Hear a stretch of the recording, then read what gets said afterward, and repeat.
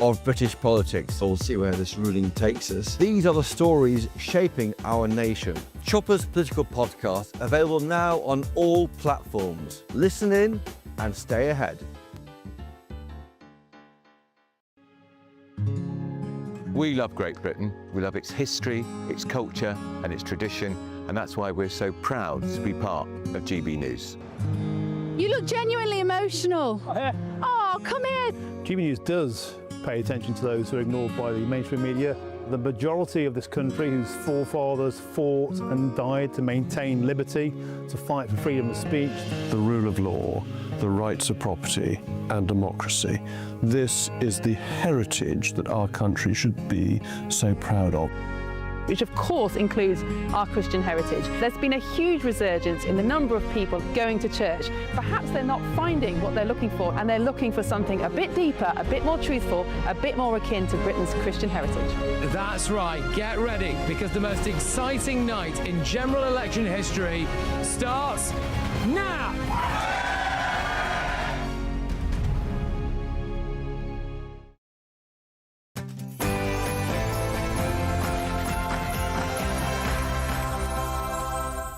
It's 9 p.m. I'm Patrick Christys. Tonight, there is nothing Muslim or Islamic about the acts that these evil men have perpetrated. a huge betrayal for Pakistani rape gang victims. A Labour peer has now been put in charge of that inquiry, and the government is determined to get to the truth of both historic and current grooming gangs, to ensure perpetrators are punished and to deliver justice and accountability for victims and survivors. Well, now they have scrapped the victims panel. Also, I've done some digging into the new hard left group set to wreak mayhem, plus picture, or they might have made, an innocent mistake. So you need to be careful. Only use those sources that you trust. Some of Huw Edwards' ex-BBC colleagues appear to support the paedophiles' comeback. What's wrong with them? And be proud of the Employment Rights Bill and our plan to make work pay. We've already given over 1 million workers a pay rise. Should you get a week off work if a distant relative dies? Also, should all illegal migrants who commit a crime be named and shamed? On my panel tonight, we have got GBNews contributor Will Kingston. We have got political commentators Suzanne Evans and Jonathan Liss. And can you tell me, please, what's going on here? So, guys, imagine I park my car and it's not in any sort of disabled bay or restricted parking. As you can see, there's no yellow line. Get ready, Britain. Here we go.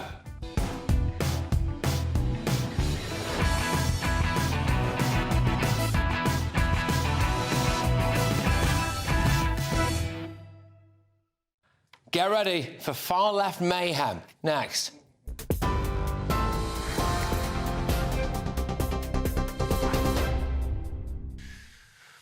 Thank you very much, Patrick. Good evening to you. It's 9:02 here in the GB newsroom.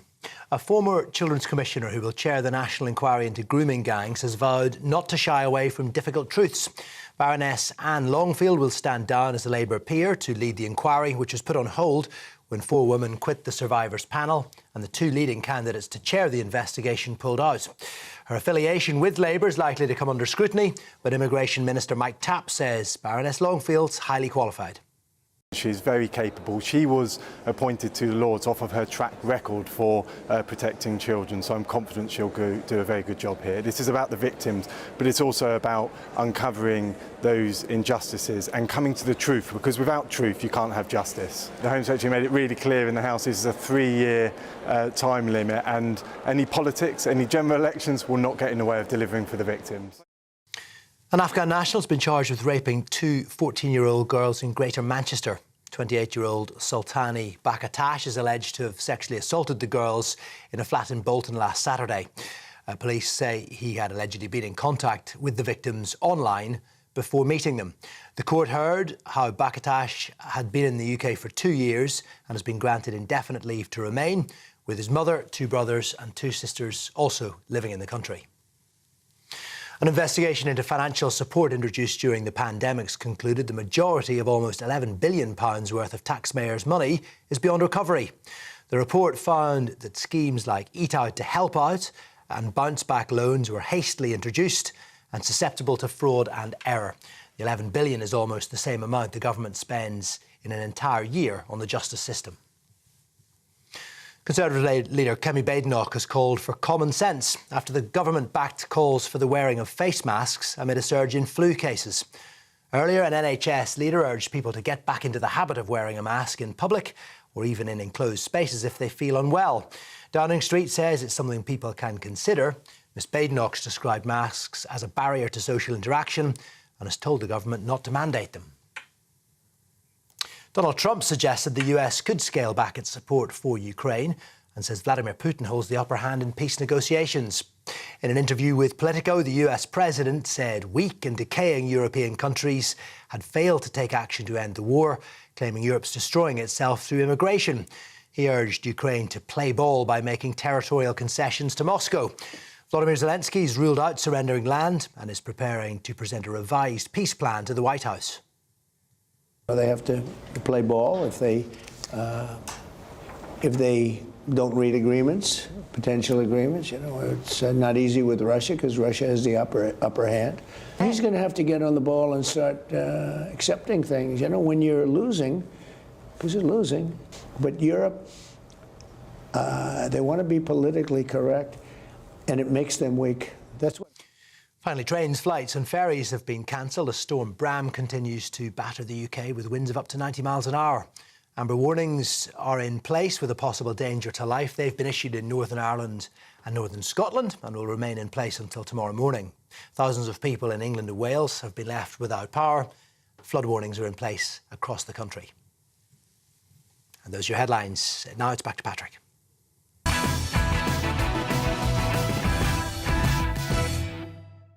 Good evening. We have done some digging into a new hard-left protest group behind a string of criminal stunts. Tip the Scales Take Back Power is the group behind this stunt.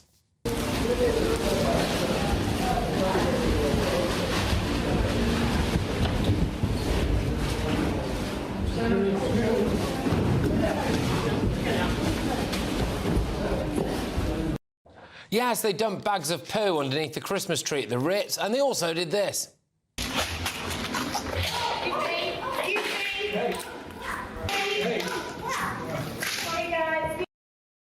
4 members of the group have been arrested after crumble and custard was thrown over the crown jewels over the weekend.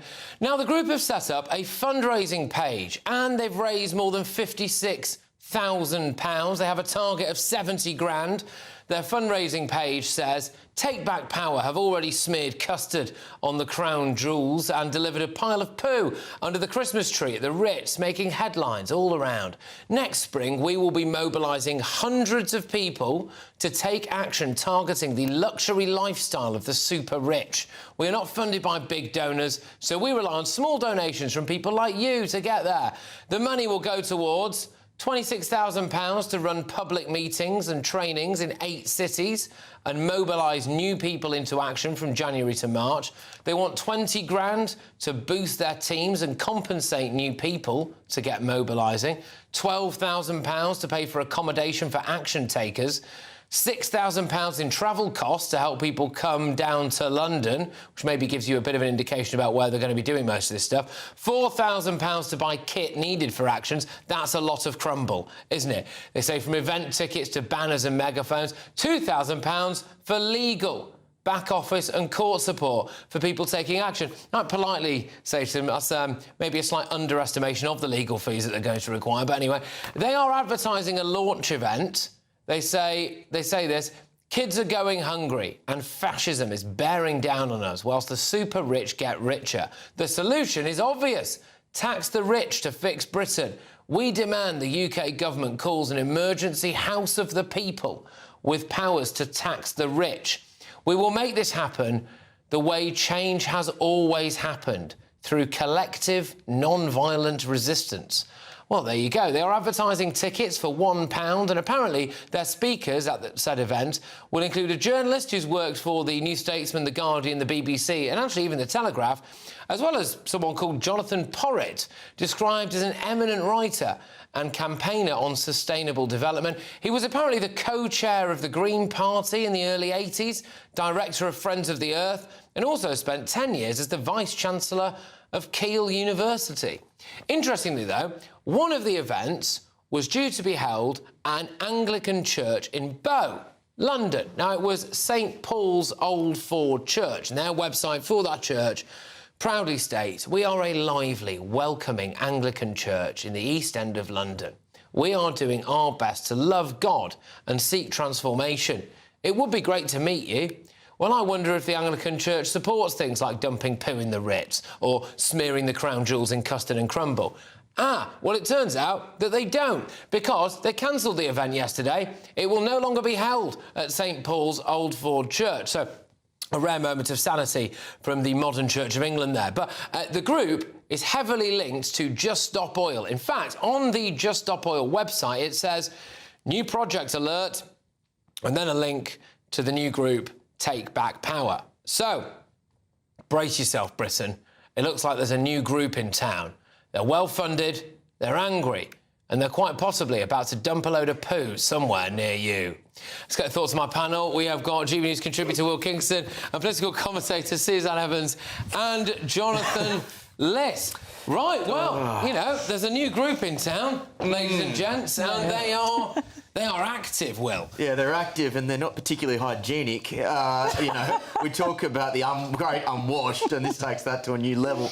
Look, what more could they possibly want? We already have more millionaires leaving this country than any other country in the world, with the possible exception of China. We don't probably need their help. But what these economic illiterates fail to understand is that for all of those millionaires that leave, the burden, the tax burden that needs to be picked up is picked up by the middle and working classes. It is completely counterproductive, but they're so stupid they can't fundamentally get their head around it. Yeah, I mean, so quite a lot of questions to come out of that, of course. One of them being, we've had, for want of a better phrase, a flavour of their work so far. In the case of what they did at the Ritz, we've had a whiff of what they're up to.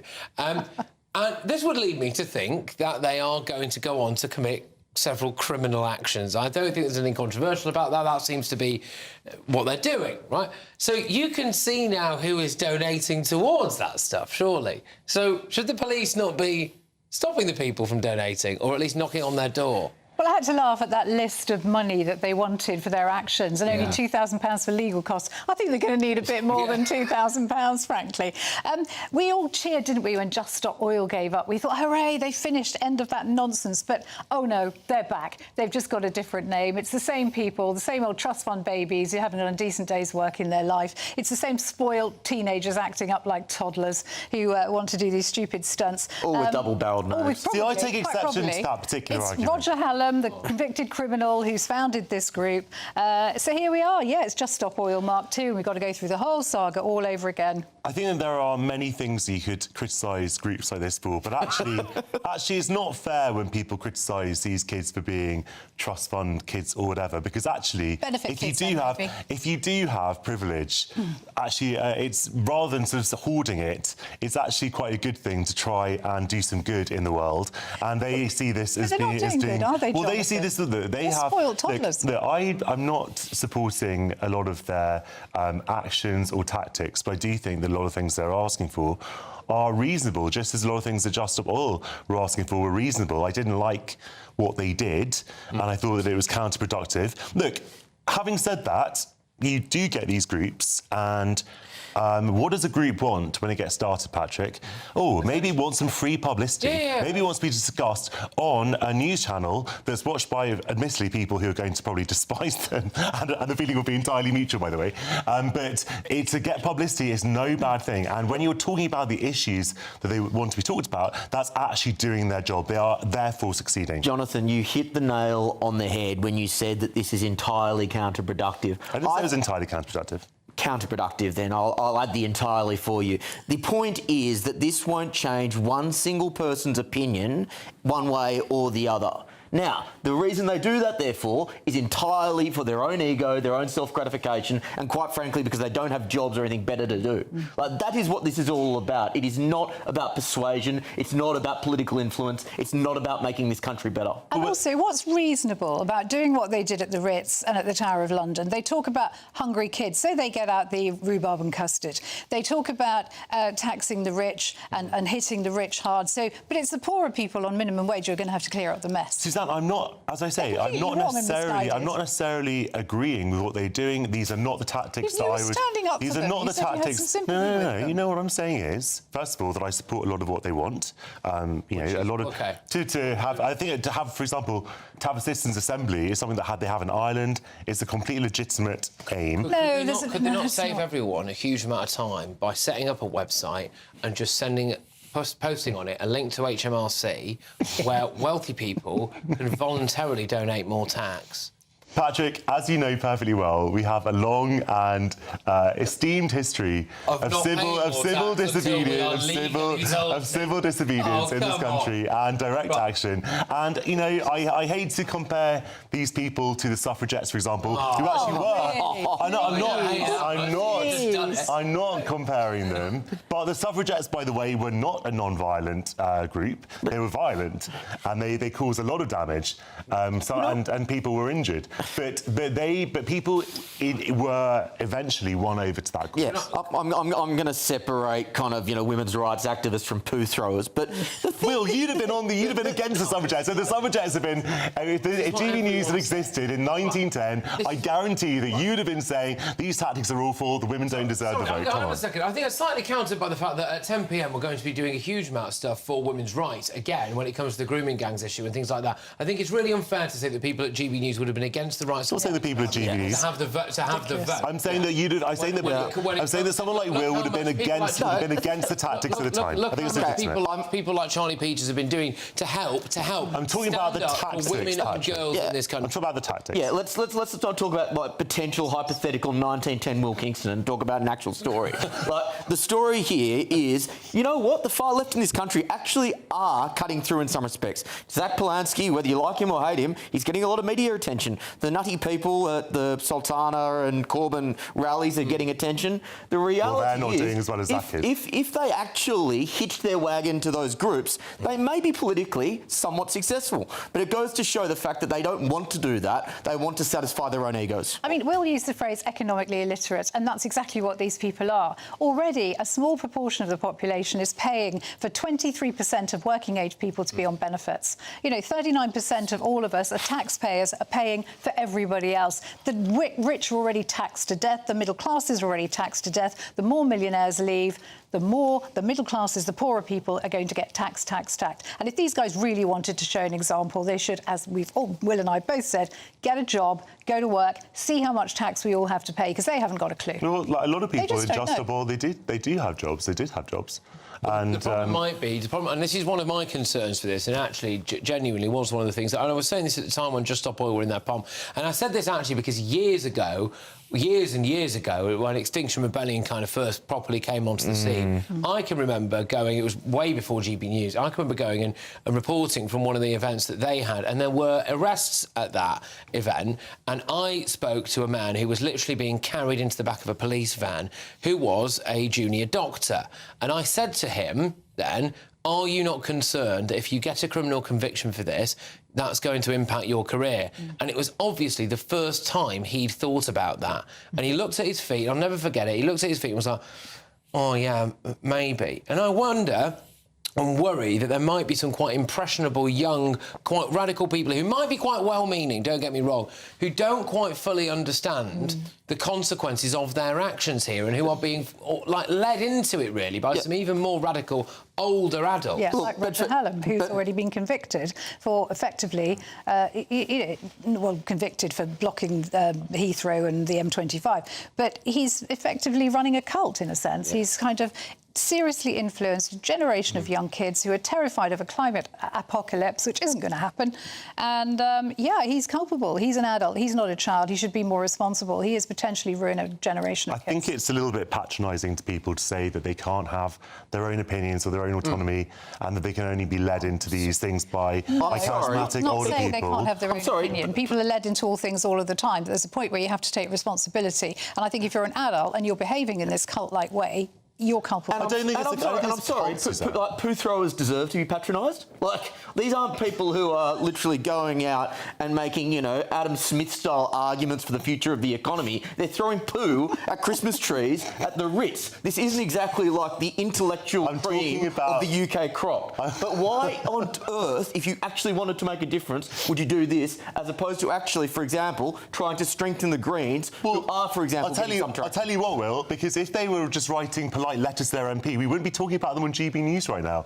People want to be noticed. We are doing their job for them by talking about them right now. Party, sorry, but I think to follow up on what Will said, there is literally a party that I think, broadly speaking, has all of the policies that they want, and I think that is the Green Party. Well, look, I agree with you, actually. I think lob a trifle at... Well, as I've said several times now, I would not have done either of those acts and I would not have supported it. Do you know what I think's going on here? I think it's the same old people who are in Just Stop Oil. Just Stop Oil ended. They're now bored. They're now bored, and they want to go back. And Suzanne, again why did Just Stop Oil end? Because there was a direct action, and the government actually agreed with what they wanted. Ed Miliband gave them everything they wanted. Norway has explored 33 new oil and gas wells in the North Sea, which is basically our sea. We have explored none. Well, they haven't done it now. Look at what's happening in places like Aberdeen. Massive job losses, people being crippled by this. Your gas and electricity bills are going up, they're not going down. Guess what? We are not. Why are we giving? Guess what? What Norway did with their oil was develop a sovereign wealth fund, which they could invest into their country. So actually,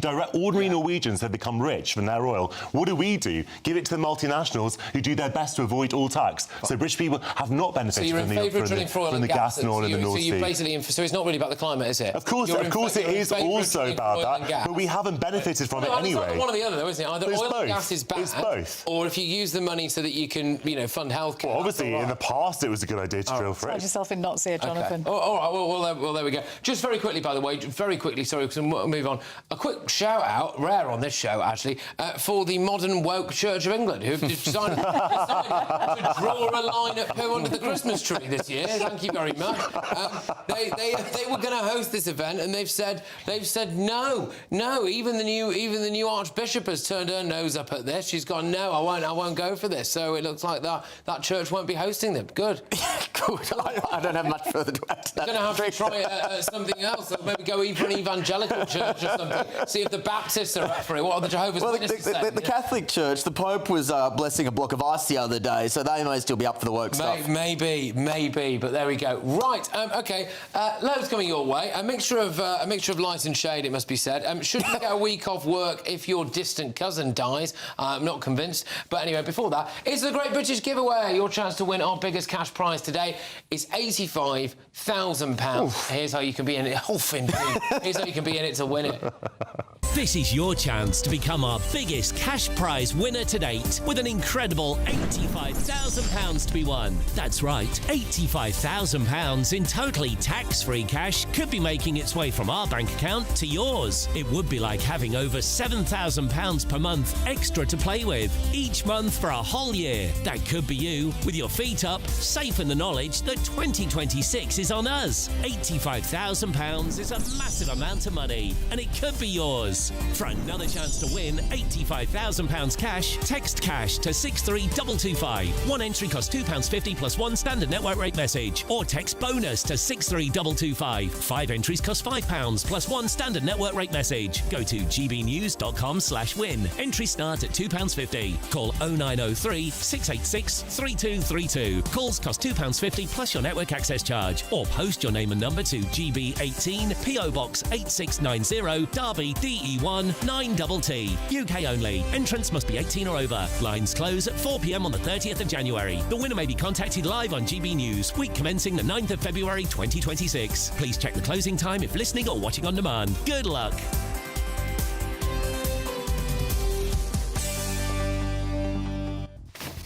All right, well, quite a bizarre story here. What do you say to your victims, Huw Edwards? Well, he's a disgraced convicted paedophile, but rumours are swirling that Huw Edwards could be about to make a comeback, and guess what? Some people are actually backing him. I mean, just nuts, isn't it? Also, before that, though, distant uncles, cousins, in-laws, nieces, nephews. So apparently Labour's new employment rights bill could see bereavement leave expanded to virtually any personal relationship, even close friends, they say. How close they're, but should you really get a week off work if your distant cousin dies? That's next.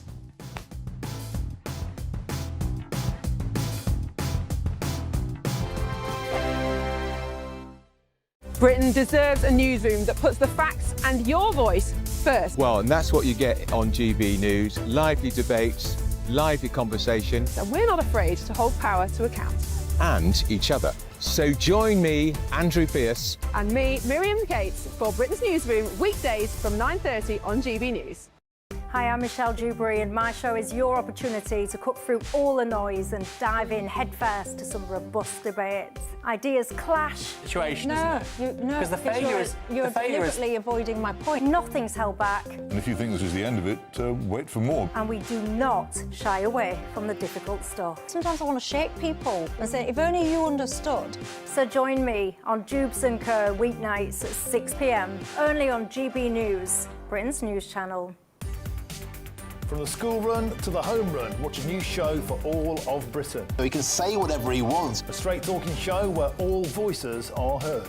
And, you know, when are we going to stop talking about smashing the gangs and actually do it? With the stories that matter from every part of our country. There's a bit of a crash landing there for your Chancellor. Bold, fearless and standing up for you. That's me, Martin Daubney, 3 p.m. till 6 p.m, weekdays, here only on GB News. The People's Channel, Britain's news channel. Westminster's full of talk, but out here, it's the real world. Am I allowed to talk No, now? that's it. This is where it matters, real people and real lives. That's what politics is all about. In fact, has Trump made a good start? No. Straight answers, no spin, and just a couple of pints. How many fingers have I got up? About 10. So join me for Lee Anderson's Real World every Friday at 7 p.m, only on GB News. The People's Channel, Britain's news channel.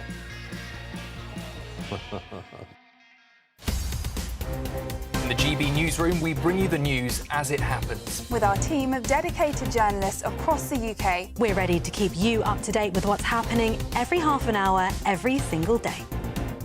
Bulletins here on GB News, the People's Channel, Britain's news channel. Mornings don't have to be tiresome, especially if you have the right company. Wake up to news as it happens, opinion and debate, and of course, a little bit of entertainment too. Because when the kettle's on, we're on. That's Breakfast on GB News, a show worth waking up for. Every morning from 6 a.m. Only on the People's Channel, Britain's news channel.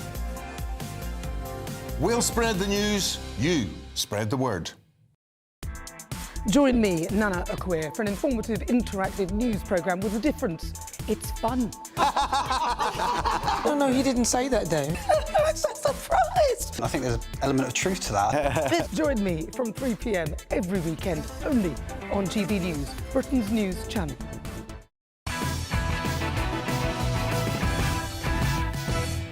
The government is determined to get to the truth of both historic and current grooming gangs, to ensure perpetrators are punished and to deliver justice and accountability for victims and survivors.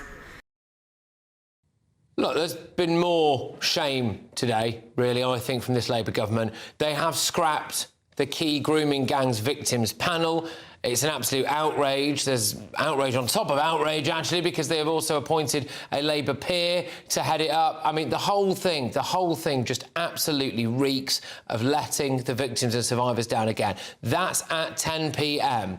But before that, should you get a week off work if a distant relative dies? It's time now for the head-to-head. Well, the reason I'm asking that is because, according to this Labour government, you should be entitled to a week off work if a distant cousin or a distant uncle dies. Under the Prime Minister's new Workers' Rights Bill, employees could get the right to a week's leave after the deaths of in-laws, cousins, uncles and even nieces. But it doesn't actually stop there. Under one option being considered, the nature of the family relationship would not matter, with eligibility for bereavement leave based on, quote, the importance that the person played in their life. So, I mean, really, that could be anyone, couldn't it? That could be someone that you used to walk the dog with every single day, couldn't it? The bill was championed by none other than the former Deputy Prime Minister, Angela Rayner, and yesterday she urged ministers not to blink or buckle. She was speaking for the first time since the government abandoned its pledge to give workers protection against unfair dismissals from day one of a job. So tonight I'm asking, should you get a week off work if your distant cousin dies, or indeed the person you used to walk the dog with? Friends of GB News can now vote in this You Decide poll. Scan that QR code on your screen right now. I'll bring you the results very, very soon. Going ahead to on this now, our author and commentator Anna May Mangan, and commentator as well, Dr. Lisa Mackenzie. Thank you very, very much. Right, OK, Anna May Mangan, I'll start with you. Do you think you should get a week off work if, you know, for the sake of argument, a very distant cousin dies?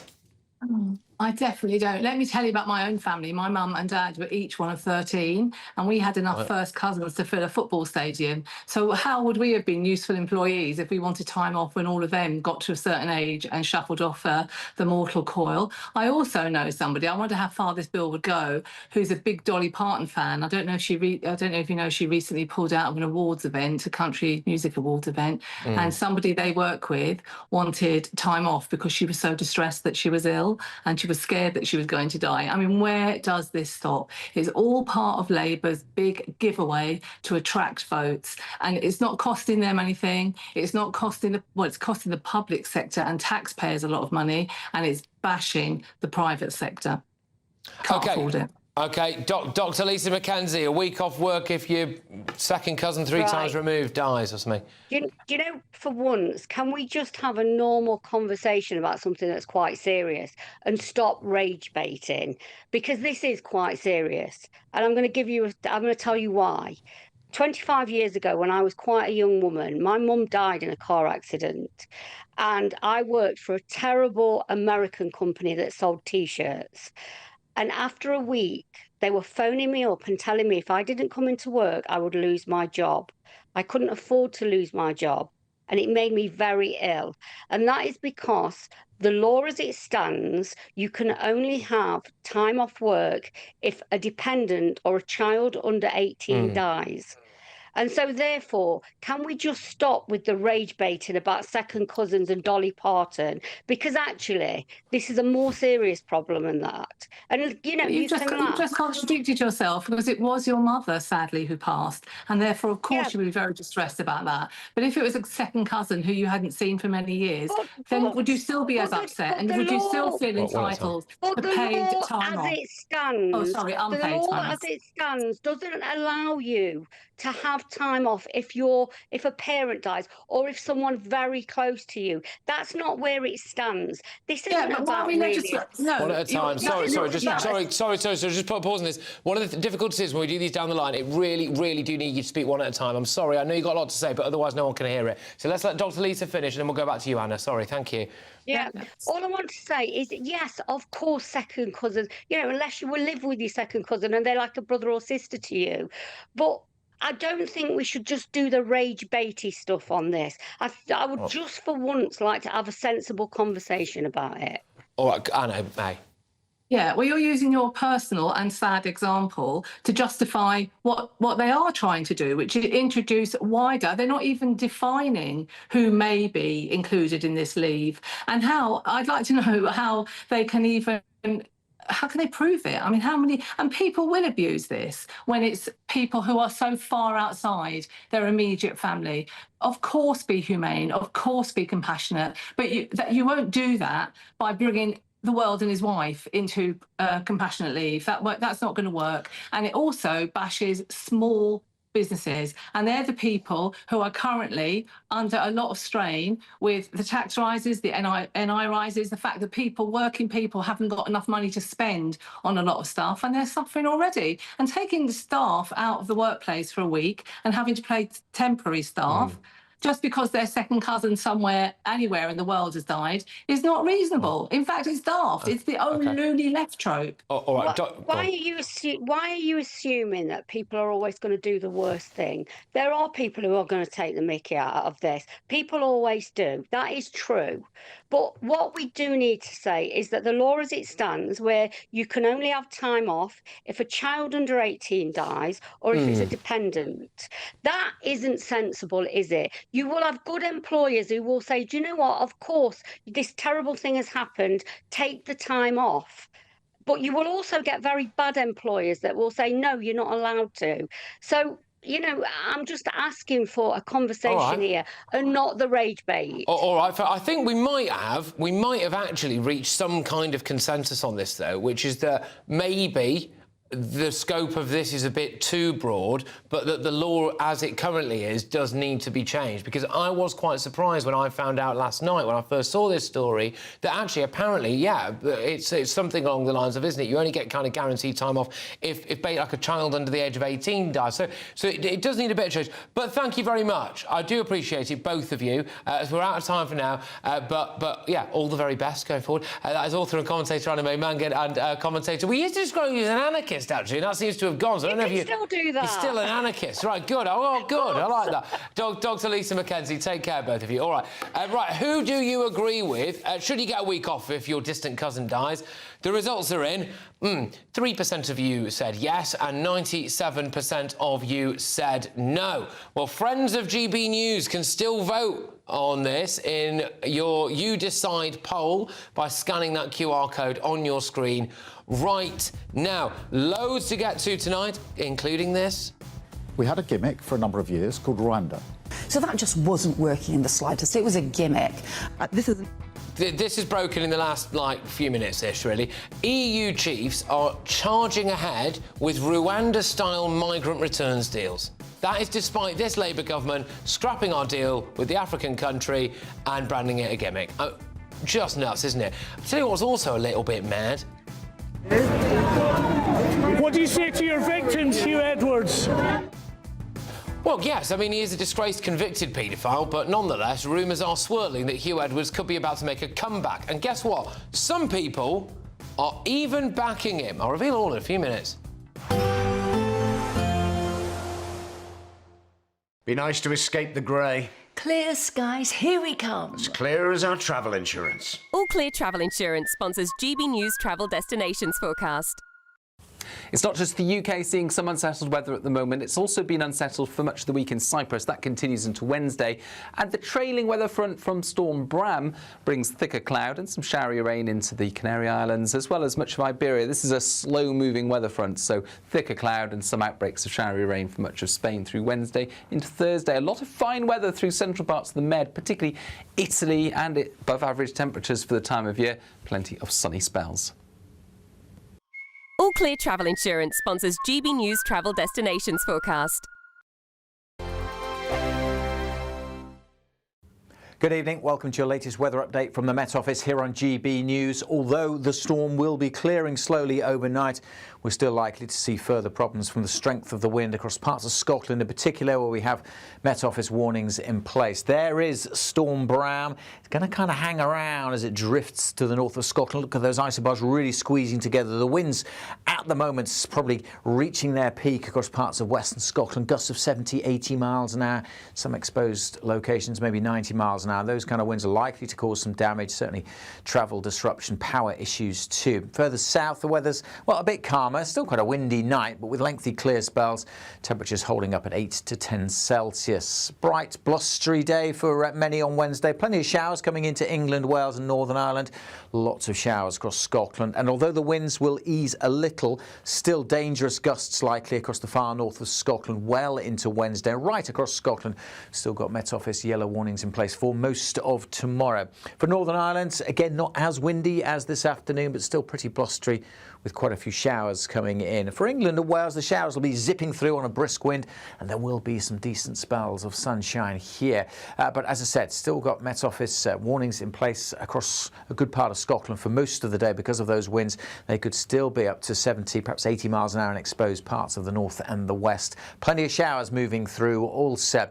The showers further south should tend to ease away. Quite a bit of afternoon sunshine. Temperatures still above average for the time of year, but not as mild as it is out there today. For Thursday, the weather continues to calm down somewhat. Still quite windy around western coast, and there will be this weather front bringing further rain to Northern Ireland and western Scotland. But much of England and Wales looking dry on Thursday, albeit with fairly cloudy skies, and again still relatively mild with temperatures for most in double figures. Do keep up to date with those Met Office weather warnings on the Met Office website. In the GB newsroom, we bring you the news as it happens. With our team of dedicated journalists across the UK, we're ready to keep you up to date with what's happening every half an hour, every single day. Bulletins here on GB News, the People's Channel, Britain's news channel. Britain deserves a newsroom that puts the facts and your voice first. Well, and that's what you get on GB News. Lively debates, lively conversation. And we're not afraid to hold power to account. And each other. So join me, Andrew Pearce. And me, Miriam Gates, for Britain's Newsroom, weekdays from 9:30 on GB News. At GB News, we love to hear from you, our loyal community. So drop us a line at gbnews.com/yoursay. There, you can talk to each other and also to the presenters live on air. gbnews.com/yoursay, because GB News is your channel, Britain's news channel. The government is determined to get to the truth of both historic and current grooming gangs, to ensure perpetrators are punished and to deliver justice and accountability for victims and survivors.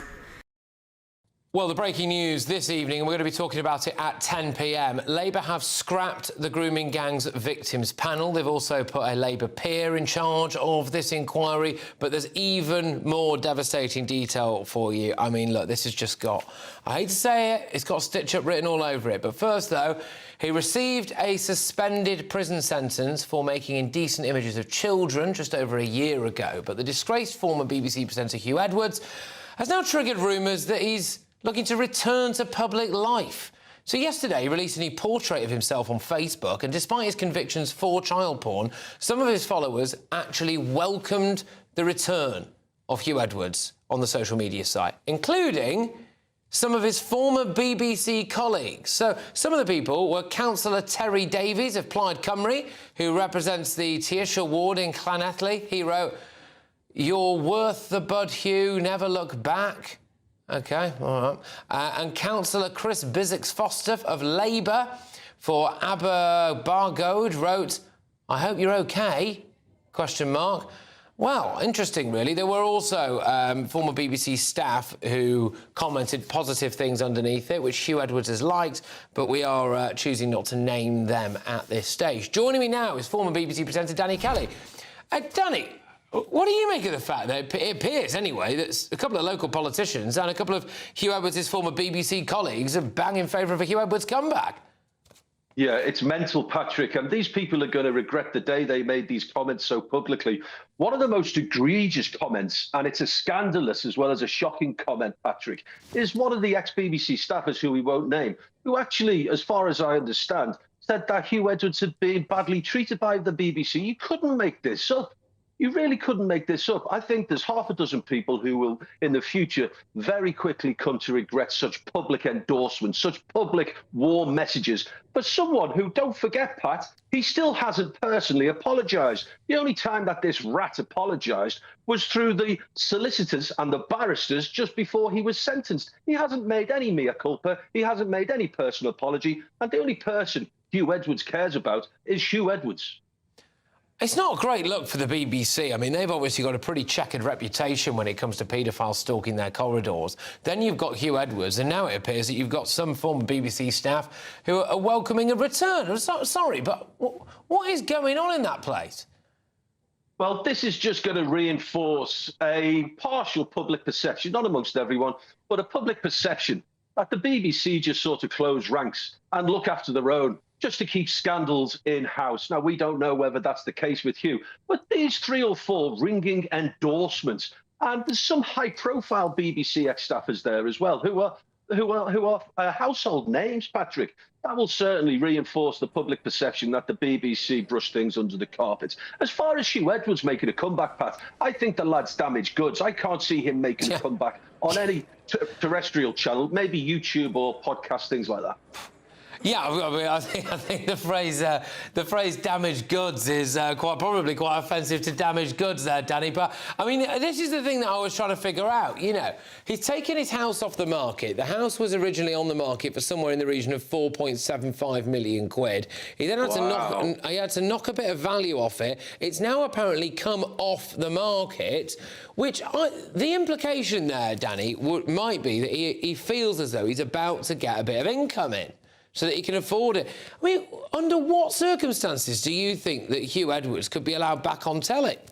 Or anything? Well, listen, Pat, you speak to any estate agents, you can't sell a house where someone's been murdered in, and no one wants to buy a pedo's house. As far as him making a comeback, I go back to my earlier comment, Patrick. I think YouTube is littered now with people who used to be on mainstream TV. I think you'd have to make some sort of public apology, because damaged goods he is. And I think that, you know, look, when I hate the guy, but he was very talented at what he did. And maybe he's 65 years old, Pat, and maybe he thinks he's got another 20 years on planet Earth, and maybe he wants to sort of reinvent himself. But no one will touch him in the UK, mainstream media-wise. No one will touch him. But YouTube is littered with ex-presenters who've made, you know, a living on podcasts and things like that. I just think it's a very kind of morbidly fascinating commentary on British society that you've got a lot of people, and it was a lot of people, who were willing to publicly post an endorsement for Huw Edwards on what they must have known was a public social media site.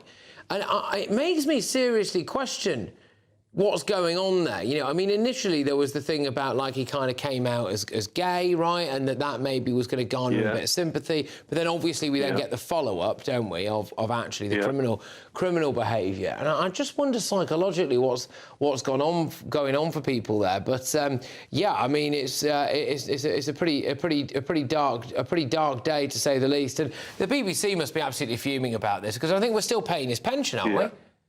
Well, Pat, whilst he was suspended, don't forget the lad denied everything. Whilst he was suspended, the BBC, which they would have done because he hadn't been proven guilty of anything, they paid his salary. And the licence fee payers, next year the fee goes up to 181 nicker, Pat.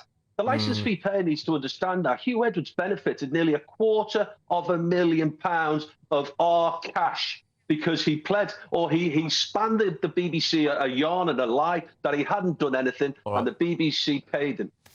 Yeah, I mean, I know they say that they're looking at ways to claw that back, but I think as yet they've been unsuccessful.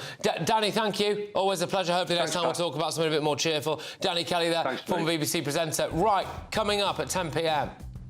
There is nothing Muslim or Islamic about the acts that these evil men have perpetrated. Well, massive breaking news this evening. Another devastating letdown for the victims and survivors of the Pakistani rape scandal. But before that, we had a gimmick for a number of years called Rwanda. So that just wasn't working in the slightest. It was a gimmick. This is an expensive gimmick. Labour scrapped it. Now a load of EU countries are literally this minute working on a Rwanda-style plan. You couldn't make it up, could you? It's next. I'm Michelle Dewberry. This is Jubes & Co. with you. Hello, everyone. Patrick Christys here at GB News, Britain's news channel. Access the stories that matter to you. Take the GB News family with you on any device, and as long as you have an internet connection. Tune in to GB News anywhere on the planet or beyond. GB News, the People's Channel, Britain's news channel. Hi, I'm Michelle Dewberry, and my show is your opportunity to cut through all the noise and dive in headfirst to some robust debates. Ideas clash. Situation, isn't it? No, Because the failure is... You're deliberately avoiding my point. Nothing's held back. And if you think this is the end of it, wait for more. And we do not shy away from the difficult stuff. Sometimes I want to shake people and say, if only you understood. So join me on Jubes and Co weeknights at 6 p.m, only on GB News, Britain's news channel. From the school run to the home run, watch a new show for all of Britain. He can say whatever he wants. A straight talking show where all voices are heard. And, you know, when are we going to stop talking about smashing the gangs and actually do it? With the stories that matter from every part of our country. There's a bit of a crash landing there for your Chancellor. Bold, fearless and standing up for you. That's me, Martin Daubney, 3 p.m. till 6 p.m, weekdays, here only on GB News. The People's Channel, Britain's news channel. Westminster's full of talk, but out here, it's the real world. Am I allowed to talk now? No, that's it. This is where it matters, real people and real lives. That's what politics is all about. The fact is Trump made a good start, no. Straight answers, no spin, and just a couple of pints. How many fingers have I got up? About 10. So join me for Lee Anderson's Real World every Friday at 7 p.m, only on GB News. The People's Channel, Britain's news channel. You want to know what's really going on in the corridors of power? Labour don't know what to do with you half the time, and that makes you quite lethal in the chamber. Get behind the headlines with Chopper's Political Podcast. Join me, Christopher Hope, as I sit down with the great and the good of British politics. We'll see where this ruling takes us. These are the stories shaping our nation. Chopper's Political Podcast, available now on all platforms. Listen in and stay ahead. Decisions made in Washington aren't just shaping America, they're shaping Britain too. From migration to global security, from crime to health. Whatever happens in the White House today will be felt in your town or city tomorrow. That's why The Late Show is live from Washington, D.C. Cutting through the politics to show you what it all means for Britain. The Late Show live every night at midnight. Only on GB News, Britain's news channel.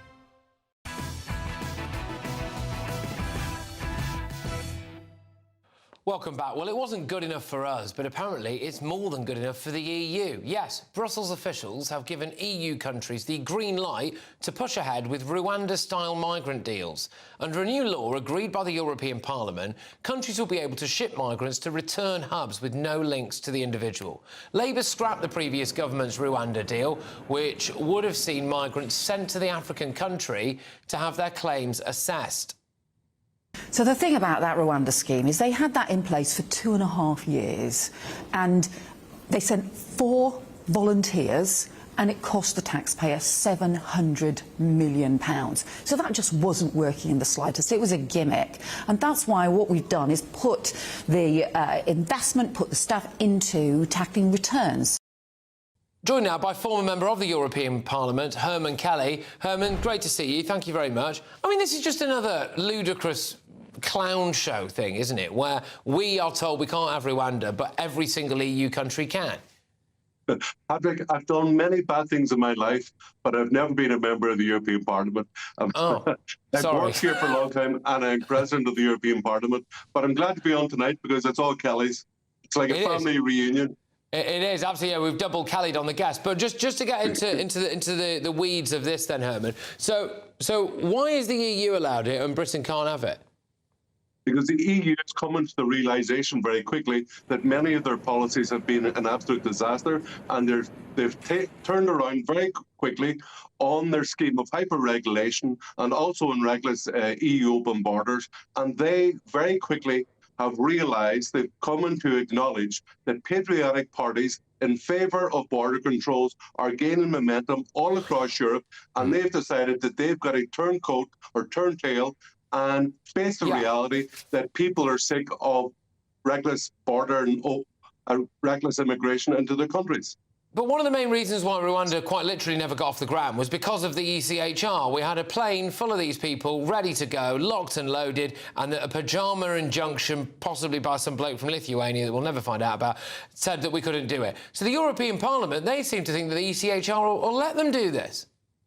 Well, I find, look, judicial activism all across the Western world, be it in the United States, Canada, or Britain, or the European Union, is a massive danger to national democracy. While we're members of the ECHR, it is virtually impossible to return illegal migrants to their country of origin or out of our countries. But the EU, look, we have today in the Czech Republic, Mr. Babiš has been sworn in as the Prime Minister of the Czech Republic. You have Viktor Orban in Hungary, you have Fico in Slovakia.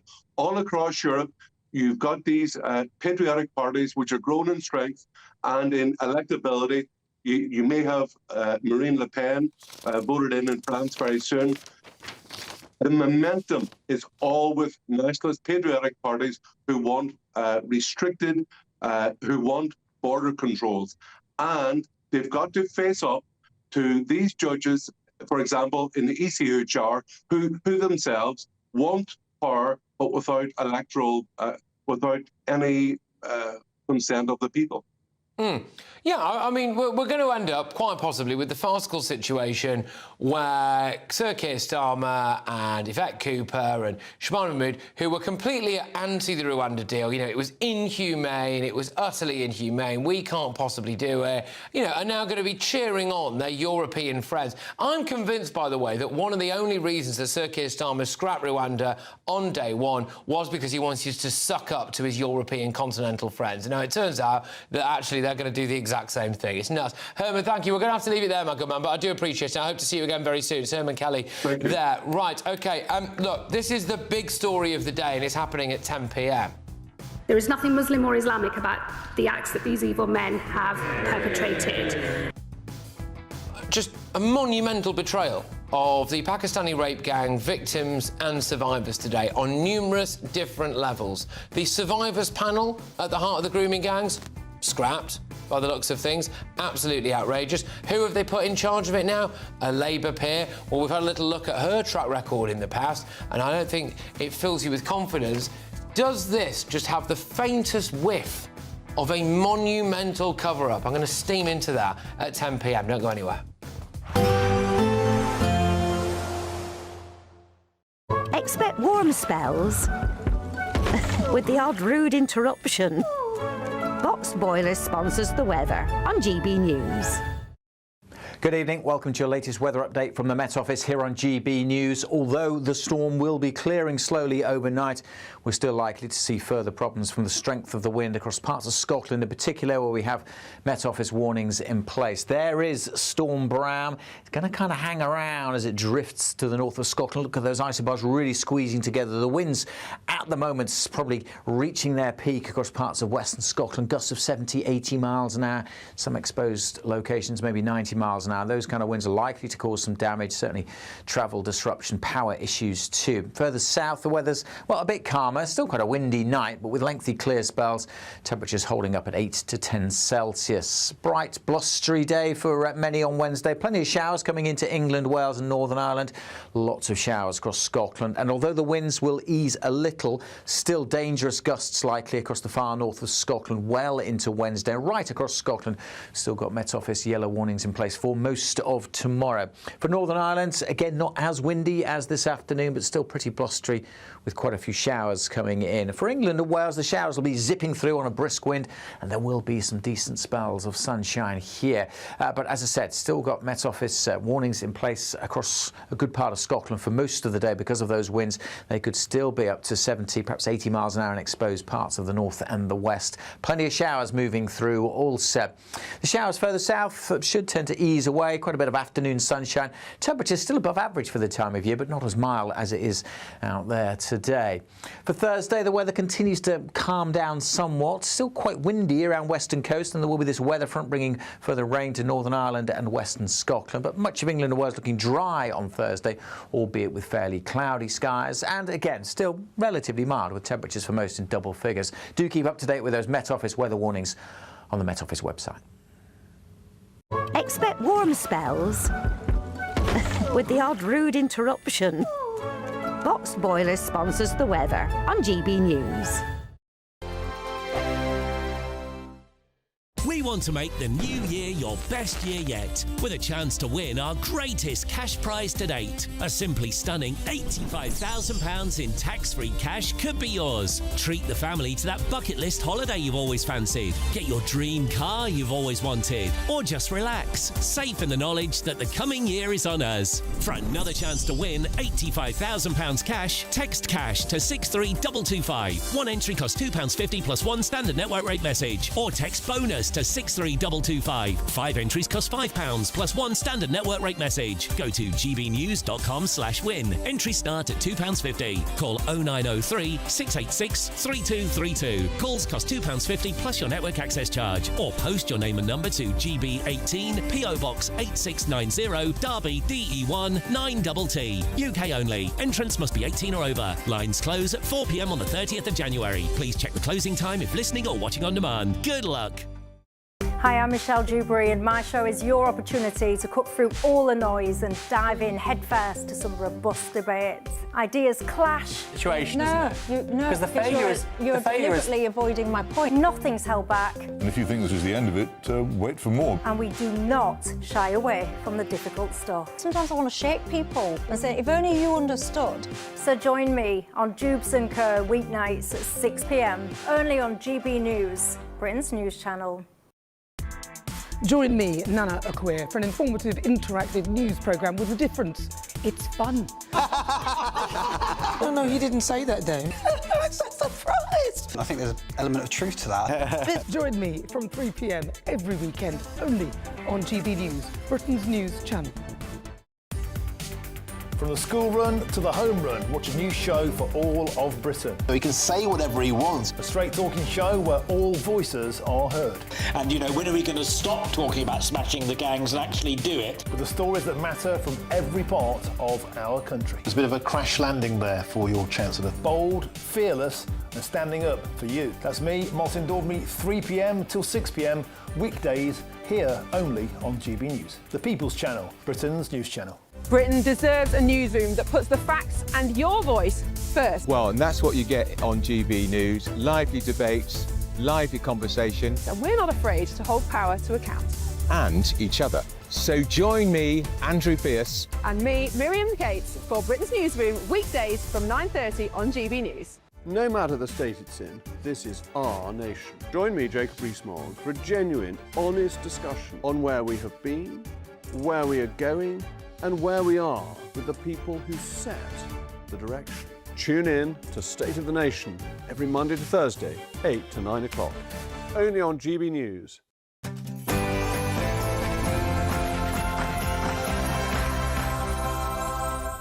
It's 10 p.m, I'm Patrick Christys. Tonight, there is nothing Muslim or Islamic about the acts that these evil men have perpetrated. Well, a huge betrayal for Pakistani rape gang victims. A Labour peer has been put in charge of this inquiry and... The government is determined to get to the truth of both historic and current grooming gangs, to ensure perpetrators are punished and to deliver justice and accountability for victims and survivors. They have scrapped the victims panel. I'm going to get stuck right into this in a few minutes' time. Also, should all illegal migrants who commit a crime be named and shamed? And we will, of course, be bringing you the very first look at tomorrow's newspaper front pages. And in fact, I can tell you right now, there's some breaking news on the front page of The Guardian. The Prime Minister has urged Europe's leaders to curb the ECHR to halt the rise of the far right. Also, it appears that Labour have suffered a rebellion over the customs union. Just when you think it couldn't get any worse, eh? On my panel tonight, we have got GB News contributor Will Kingston, we've got political commentators Suzanne Evans and Jonathan Liss as well. And can you tell me what happens next here?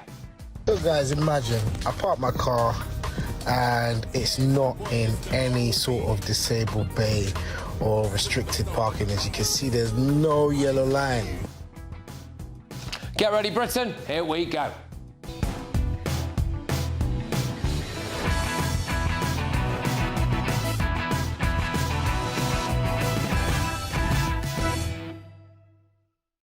Stitch-up, cover-up, call it what you like. There has been a massive betrayal of the victims and survivors of the Pakistani rape gang scandal, and that's next.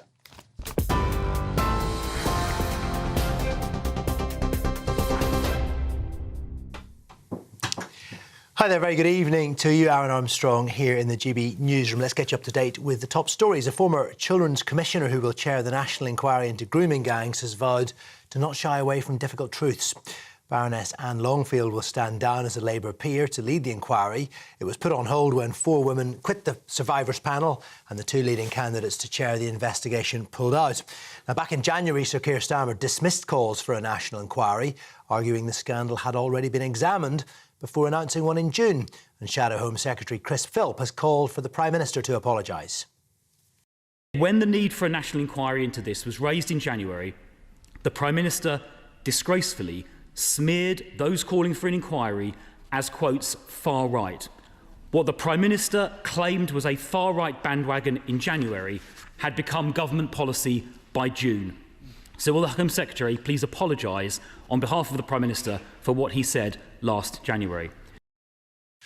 An Afghan national has been charged with raping 2 14-year-old girls in Greater Manchester. 28-year-old Sultani Bakatash is alleged to have sexually assaulted the girls at a flat in Bolton last Saturday. The court heard that he's been living in the UK for 2 years and has been granted indefinite leave to remain, with his mother, 2 brothers and 2 sisters also living in the country. MI5 has been accused of allowing an agent to commit murders for the IRA during the Troubles and then attempting to conceal the truth about its handling of him. The final report into Steak Knife found MI5 was closely involved with the man widely known as Freddie Scappaticci and shielded him from facing justice, despite previous assertions that its role was peripheral. Steak Knife, who died in 2023, was linked to 14 murders and 15 abductions. The report found security services failed to act upon his intelligence time and again, with his protection prioritised over those who should have been saved. Donald Trump suggested the UK could scale back its support for Ukraine and says Vladimir Putin holds the upper hand in peace negotiations. Speaking to Politico, the US president said weak and decaying European countries had failed to take action to end the war, claiming Europe's destroying itself through immigration. Now, Mr. Trump is understood to have given the Ukrainian President Volodymyr Zelensky until Christmas to accept his deal to end the war, and he's urged Ukraine to play ball by making territorial concessions to Moscow, which Mr. Zelensky's previously ruled out. They have to play ball if they don't read agreements, potential agreements. You know, it's not easy with Russia because Russia has the upper hand. He's going to have to get on the ball and start accepting things. You know, when you're losing, because you're losing, but Europe, they want to be politically correct, and it makes them weak. That's what. Finally, Claudia Winkleman's been made an MBE by King Charles at a ceremony at Windsor Castle. The Traitors presenter was recognised in the King's birthday honours alongside her Strictly co-host, Tess Daly, for services to broadcasting. She later shared a photo with the King on Instagram and described it as an incredible morning and an enormous honour. Those are your headlines. I'll be back with more in an hour's time.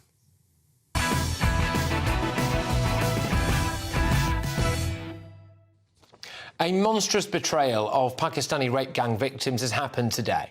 GB News understands that the survivors panel at the heart of the rape gang inquiry is going to be scrapped from January, with a new panel set up once the inquiry starts. But this is a disgusting betrayal. Sir Keir Starmer made a vow to survivors and stressed that he wanted survivors to be at the heart of the inquiry when he announced that national inquiry in June 2025. Home Secretary Shabana Mahmood also insisted that the process is designed to ensure that victims' voices shape the inquiry. And just months ago, several survivors resigned from the panel, accusing Jess Phillips of calling them liars. We must avoid delays, as was seen in the independent inquiry into child sexual abuse, and are progressing as swiftly as thoroughness allows. Misinformation undermines this process. Allegations of intentional delay, lack of interest, or widening of the inquiry's scope and dilution are false.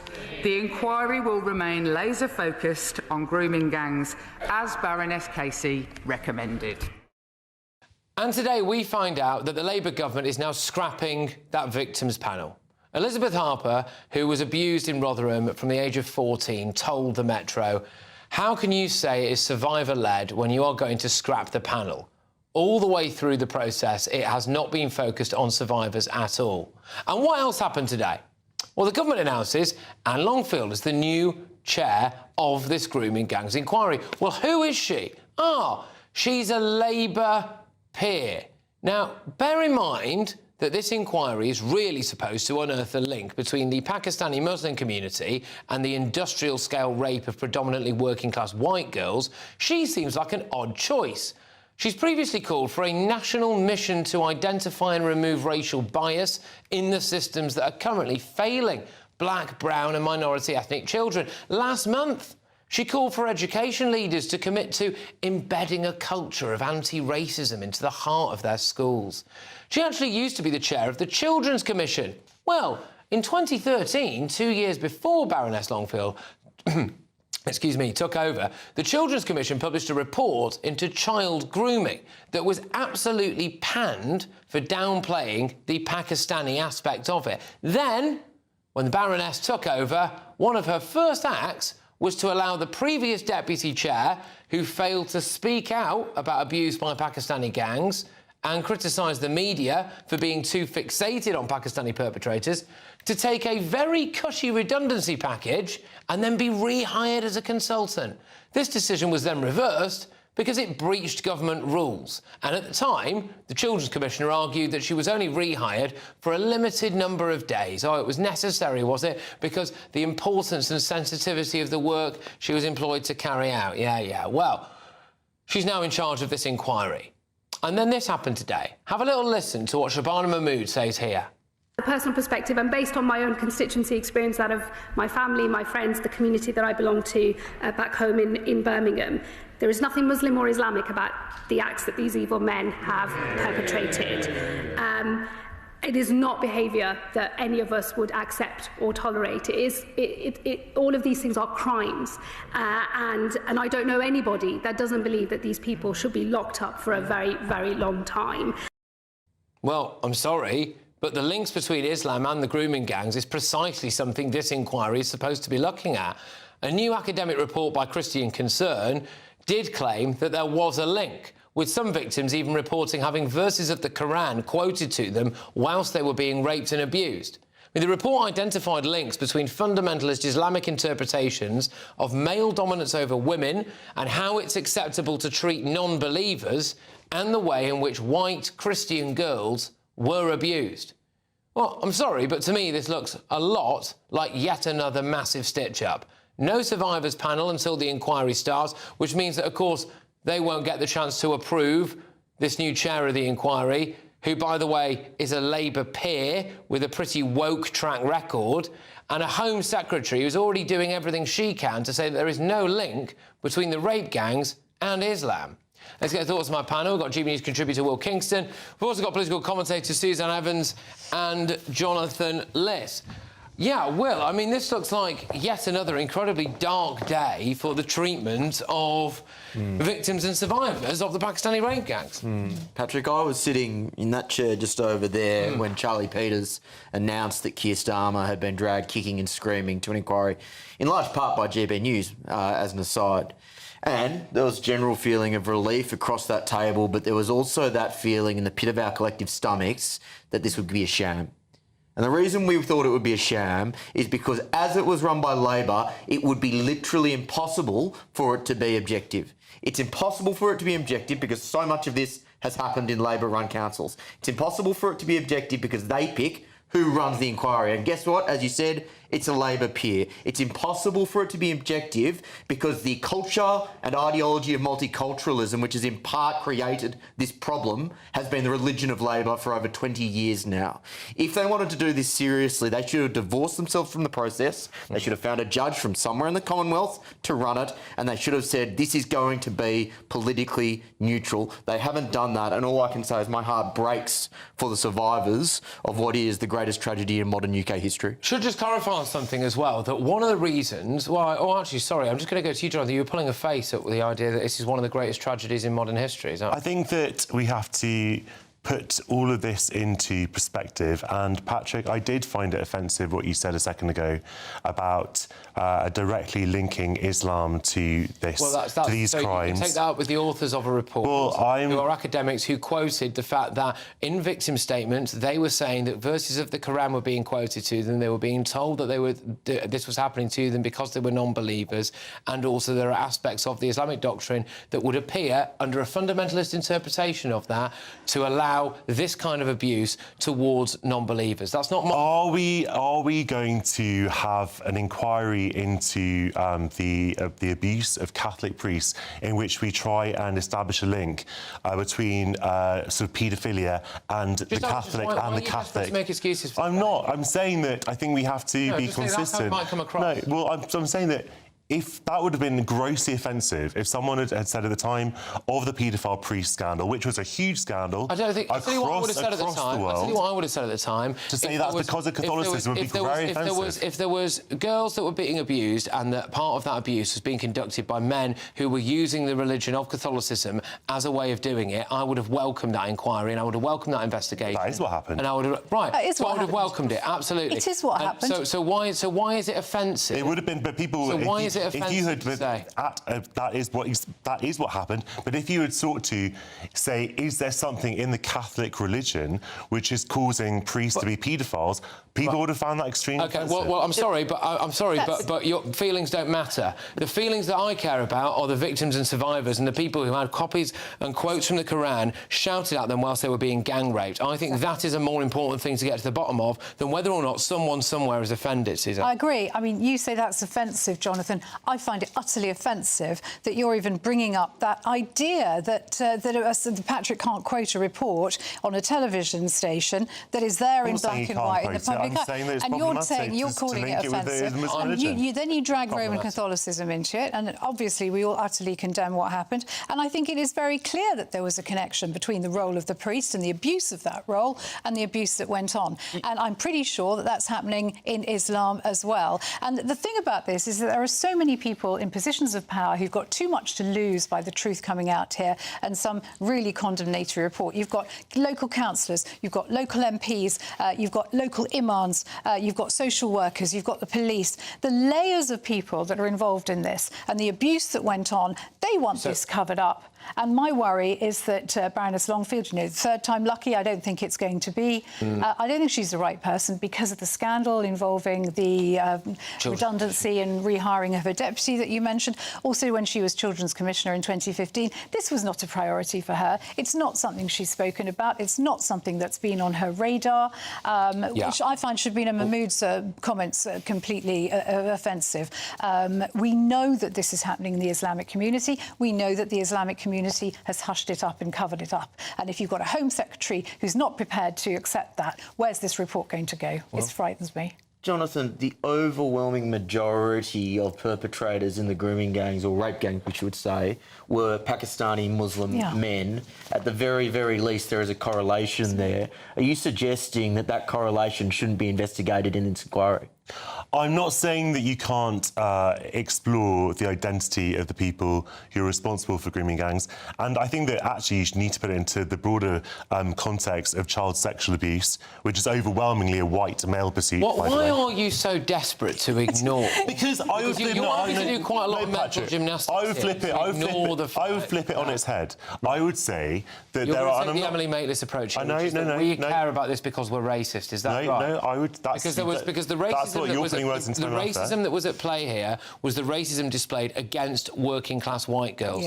They were sexually abused because, in large part, because they were white and they were seen as lesser than. And if this was happening any other way round, if the same thing had happened and it was black cab drivers who were white who had done this on an industrial scale to young Muslim girls, there would have been riots in the streets, and you bet your bottom dollar we would have had an inquiry into Patrick, I think it's completely legitimate to ask why certain victims were singled out, what the motivations might have been on the part of the perpetrators. I have no problems with that whatsoever. I'm not going to preach a doctrine of political correctness in all this to say that you can't ask certain questions. I do think, however, that when you try to make broad associations between a religion and you're choosing to focus on the perpetrators of a specific type of sexual crime, who are of that ethnicity, rather than the broader child sex abuse Unfortunately for you, Jonathan, scandal. that's exactly what this is about, all right? You can have a different inquiry to something else if you want, but this inquiry really is about that. And there are plenty of white perpetrators in the grooming gangs as well. There are so many, and people don't care when it comes out. Because they're white, it doesn't fit the narrative. Look, the majority population is white. Of course, most people involved in rape are going to be white. But the fact is, when it comes to this specific phenomenon, as Will said, it is mainly Pakistani and to a lesser extent Bangladeshi men who are involved in this. Let's just focus. And you can't ignore that as a fact. No, let's just focus a bit on another aspect that's gone on today, of course, is the scrapping of this victim and survivors panel. Now, we were relentlessly told that they were going to be at the heart of this. You might remember that a few months ago, some of them resigned. They felt as though Jess Phillips had disparaged them. They weren't happy with the direction of travel. They thought that there was going to be a broadening of the scope of this inquiry to deviate away from predominantly the Pakistani aspects of it and towards a more broad thing, which, of course, Jonathan will be banging in favour of. However, they were told, no, don't worry, that's not happening. And then they were told that they would get a say over who was going to take over from this as the chair. Well, it turns out now that they've appointed a chair and they're scrapping the panel and they're going to reintroduce the panel a little bit later on, which conveniently allows the victims no say over this Labour peer who's in charge of it now. Yeah, I haven't heard a formal rationale for why this has been dropped, but the obvious conclusion is that survivors have lost all confidence that this inquiry will have any credibility whatsoever. The last time I checked, I think it was 6 or 7 survivors who had pulled out when they still thought that it was worthwhile to perhaps get the voices of the people who had been raped as part of this awful scandal, and now they've obviously realised that these survivors have lost all faith in it, and as a result of that, they're not going to be able to pull together a panel that would go along with it. It is a complete and damning indictment on this process. The survivors are basically being abused again through this story, this saga, you know, and it's not just rape, it's torture, it's murder. It's appalling. And the fact that so many people seem prepared to completely brush this under the carpet and, frankly, talk about irrelevancies, sorry, Jonathan, as a consequence, disgusts me. What's irrelevant, sorry? Irrelevant. You trying to make out that, it's white men did this as well. Trying to make it out. We know that. I'm stating facts. If you don't like them, we mustn't talk about religion, it's dangerous, it's not fair on a particular religion. Well, I'm sorry, as far as I'm concerned, and I consider myself to be a Christian, but a religion is an open book. It should not be immune from criticism. If there's a connection, it should be explored. I'm asking what the motivation is and what good it does. Motivation is to get to the truth about what happened to these girls and to try and stop it happening again. But unless we actually face these issues head on, which might not be politically correct, which might not be woke, which might upset people, which some people like might find offensive, it's going to keep happening again and again and again. To impugn an entire religion for the actions of a tiny minority of its adherents. Well, you were quite happy to impugn all of Roman Catholicism. I literally said it would be offensive. I said the opposite of what you just said. Can I respond to that? No one, including Patrick, is saying that every Muslim is a grooming gang perpetrator. No one is saying that. The difference between white grooming or rape gangs in this country and Pakistani Muslim rape gangs is that if there is a white rape gang in this country, they have been addressed, they have been put in prison, they've been given what they deserved as quickly as possible. No one turned a blind eye. Because of the fact that these were Pakistani Muslim men, the establishment turned a blind eye for decades. That is the cultural distinction. That is your allegation. I look forward to the report establishing whether that's true. But there are plenty of white grooming gangs who had also taken a very, very long time to come to justice. The idea that white people are dealt with and women always believe when it's white people, that's not true either. I think what's happening here, because it's actually the second night in a row that I've had a representative from the left on who has said some, I would argue, really quite questionable things. The first one was yesterday when it was about the Afghan rapists who were small boat migrants, and that person appeared to be jumping through hoops to say that, you know, there's nothing kind of in Afghan culture or all that. It was all men. And then, Jonathan, today, you know, it does appear to me that you are doing quite a lot to try to take a little bit of a focus off aspects of the British Pakistani community. And I think what we're living through in real time here is your fear that your worldview and multiculturalist view is about to come crashing down around your ankles, and you can't have that. I would level the same accusation at the other side, actually, that people are always... I agree that there are some people who worry about their worldview being questioned. My worldview, Patrick, does not depend on everyone being a saint. Well, but that's because in the past you sat on this sofa and you have been very vocal about the idea that you don't think certain cultures are more likely to oppress and abuse women. So if I've never said no. I've never said it in those terms. Right. I'm not saying that every single culture in the world is like Sweden or Norway. Absolutely not. What I do say that cultures... What happened to Sweden, out of interest? They introduced another culture, didn't they? And they have seen quite a huge increase in sexual crimes against women, quite famously so. Look. In Sweden, I was in Sweden this weekend. Sweden is still a fantastic country. It's got huge gender equality. I'm not saying that it's perfect. I'm not saying that people have assimilated perfectly. And, of course, there are crimes. And, of course, migrants are human beings and they also commit crimes. Right. Okay. Multicultural has been in the sense that this idea that you can come to this country and continue the ways of your own culture has been a complete and utter disaster, to the point where white girls abused by Pakistani Muslim men were sent home to their parents and told that they were prostitutes, basically, even though they were underage. They couldn't possibly have been prostitutes. It was statutory rape, and the police turned a blind eye to it. Unfortunately, because frightened of being attacked by people like you, Jonathan, for calling them rapists. People like me, Suzanne. Do you think that white girls are also guilty of... do you think that white girls can also be raped by white men? Is that also not a problem? Yes, right, so this is not... It's not just... Pakistanis are not the only people raping people in this country. This inquiry is about. Very final words to Will, and then we've got to go. It is of no doubt that in countries like Pakistan and Afghanistan, women are treated as second-class citizens. It is obvious, therefore, that if those people come to the country, there is a greater likelihood that those men will hold those attitudes and commit those crimes. And it is imperative that culture, therefore, is part of this inquiry. Yeah, OK. And it appears today, just to bring us full circle, it appears today that there has been a step away from that, both with the person who's now in charge of the inquiry, the shunning, at least in the initial phases of the victims, and, of course, as well, what the Home Secretary said in the House of Commons. Confirming their decision, the Home Office told the Metro victim and survivor engagement remains central to this inquiry, and the terms of reference reflect that. The survivor panel, which supported the Home Office during the set-up phase, was always intended to be time-limited. It will wind down in January. We've worked closely with victims and survivors throughout development, and that will continue. As we move into the next phase, victims and survivors will have opportunities to engage directly with the inquiry and through the separate long-term child sexual abuse victim and survivor panel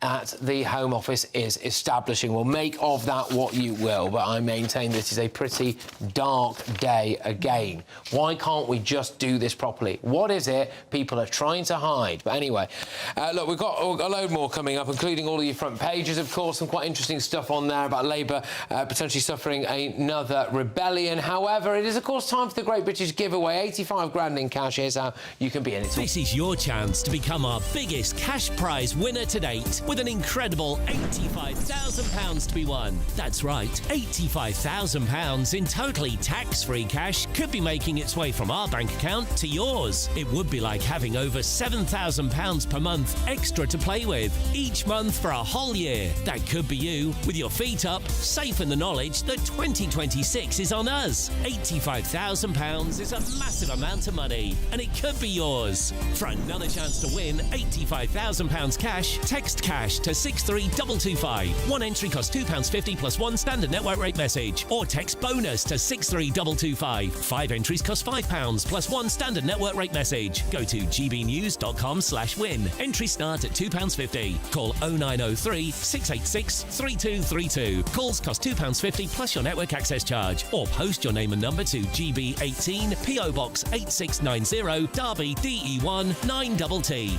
UK only. Entrance must be 18 or over. Lines close at 4 p.m. on the 30th of January. The winner may be contacted live on GB News, week commencing the 9th of February 2026. Please check the closing time if listening or watching on demand. Good luck.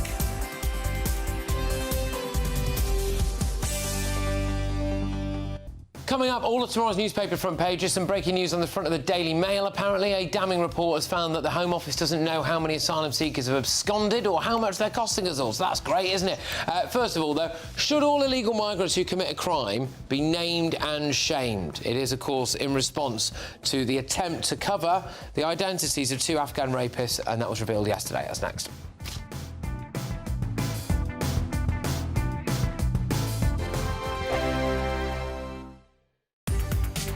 From the school run to the home run, watch a new show for all of Britain. He can say whatever he wants. A straight-talking show where all voices are heard. And, you know, when are we going to stop talking about smashing the gangs and actually do it? With the stories that matter from every part of our country. There's a bit of a crash landing there for your Chancellor. Bold, fearless and standing up for you. That's me, Martin Daubney, 3 p.m. till 6 p.m, weekdays, here only on GB News. The People's Channel, Britain's news channel. Martin Daubney, weekdays from 3 p.m. Well, he went to Sandhurst and graduated, and then decided the Paras wanted him, so he decided to go Royal Artillery. And he loved being in the army. He loved the camaraderie, the spirit, everything else. And he had a great career ahead of him. Went to Iraq and Afghanistan, and came back, and everything was fine. We were so relieved as parents. And then the signs started to be there of PTSD. It was quite a while after he came back that they sort of manifested themselves, and yeah, everything went downhill after that. And it was a long fight for him to try and get help, but there was no help available. There was no one he could turn to. And in the end, my wife and I, we had to care for him, which was very, very difficult for all of us. And there, you know, he was with us for about 18 months, and then in the end he passed away. He had an enlarged heart. He was struggling very much with PTSD, so he turned to alcohol. But as most veterans do when they have this problem, and in the end he obviously passed away 8 years ago. And we had no help at the time, and we didn't have anybody giving us advice or where we could go. And I was with Nigel. I went to Combat to Coffee a few years ago with Nigel, and we got this. The author of the book, Rob Parker, presented this to us and sent it to me. And everything in here in this book was so true. And with us, it was like a manual for us, or a diary really, of what was happening and what could happen. GB News, the People's Channel. Westminster's full of talk, but out here, it's the real world. Am I allowed to talk now? No, that's it. This is where it matters, real people and real lives. That's what politics is all about. The fact is Trump made a good start. No. Straight answers, no spin, and just a couple of pints. How many fingers have I got up? About 10. So join me for Lee Anderson's Real World every Friday at 7 p.m, only on GB News. The People's Channel, Britain's news channel.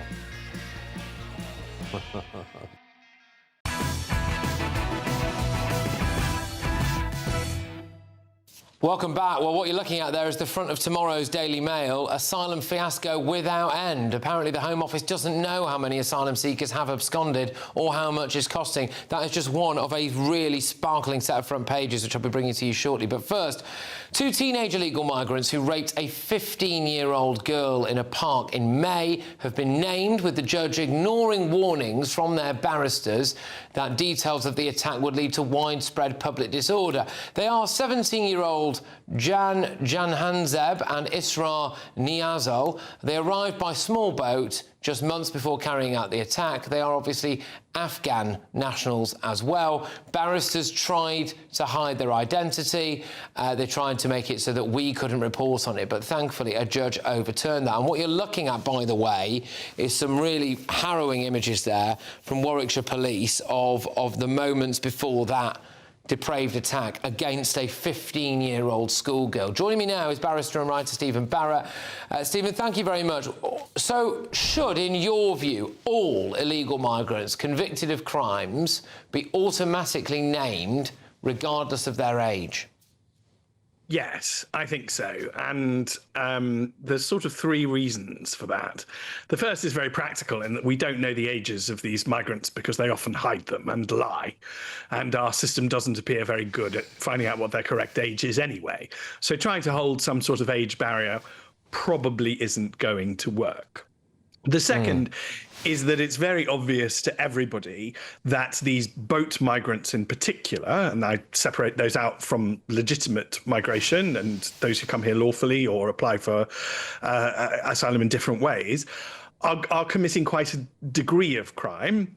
So practically, it's not going to work. If you try and hide that, I don't think it's going to work. And the third is, I don't know, Patrick, and I don't mean to be offensive, but my views on this were formed when the BBC put Nick Griffin on Question Time. At that time, I was a young, I don't know if you remember it, but I was a young man, and I was very, very worried about that. I thought that was an absolute mistake. But it destroyed Nick Griffin as a credible political force overnight. And the simple fact is that sunlight is the best disinfectant. And we have every right to know this. And perhaps I should make a fourth point, which is that the Trump administration has decided that all of Europe will know this. So trying to set yourself against Mr. Trump, I think, is particularly a prime minister with quite as few votes as ours has, and a leadership crisis looming. I think it would be courageous to try and prevent it. But in all seriousness, if we know details, we can deal with them in a grown-up way. I think your left-wing contributor, I watched the last segment. Yeah. It's this very patronizing idea that we, the public, somehow cannot be trusted. We actually can. David Starkey likes to make a very good point that we in Europe were the first to cut off the head of the autocratic monarchs. All of Europe suffered from autocratic monarchs, and all of Europe eventually got away from autocratic monarchs. We were the first to cut their head off. When we did so, we actually did it in an incredibly dignified way, a very respectful way, and then we all went home and thought about what we'd done.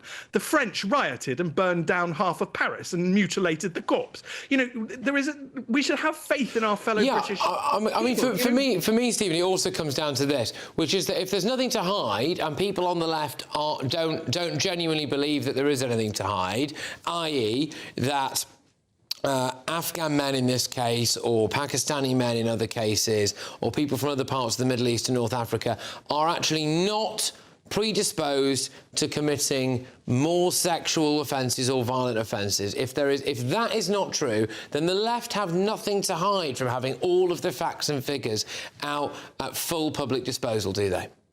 Sunlight is the absolute best disinfectant. I'd highlight that anybody who thinks this is about Islam, that the greatest population country that is Islamic is Indonesia, and nobody seems to have a trouble with Indonesian rape gangs. I happen to be lucky enough to live amongst fourth and fifth generation established Pakistani immigrants, and many of them have been my mentees. I've helped them to get into universities or jobs. None of my mentees are a problem. This seems to be a boat migration men problem, and then perhaps, you know, with these rape gangs, a second generation problem where we do have to look at issues where they held these white girls in contempt.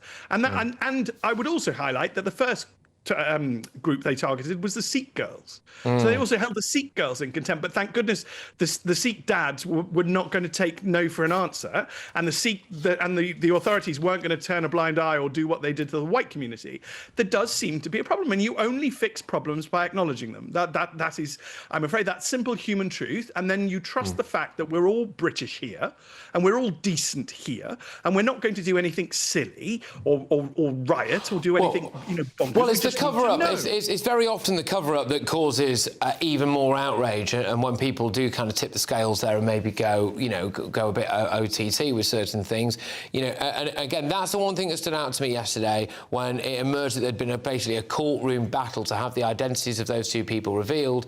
It made me think, in how many cases, well, by definition we'll never know, in how many cases a judge had granted anonymity to Afghan rapists who happened to be, well, at least alleging that they were under the age of 18. But Stephen, look, thank you very much. We're going to whiz ourselves on because I've got some front pages, but I always appreciate your time and your company. So thank you so much. Stephen Barrett there, who's a barrister and writer. Coming up, the front of tomorrow's newspaper front page is one of them, and there is obviously a bit of a theme here, but is that apparently the Home Office has been forced to admit it doesn't now know how many asylum seekers have absconded. Given the amount of crime that has been in the news recently when it comes to people who've just arrived on small boats, that should terrify us all. That's in a few minutes' time.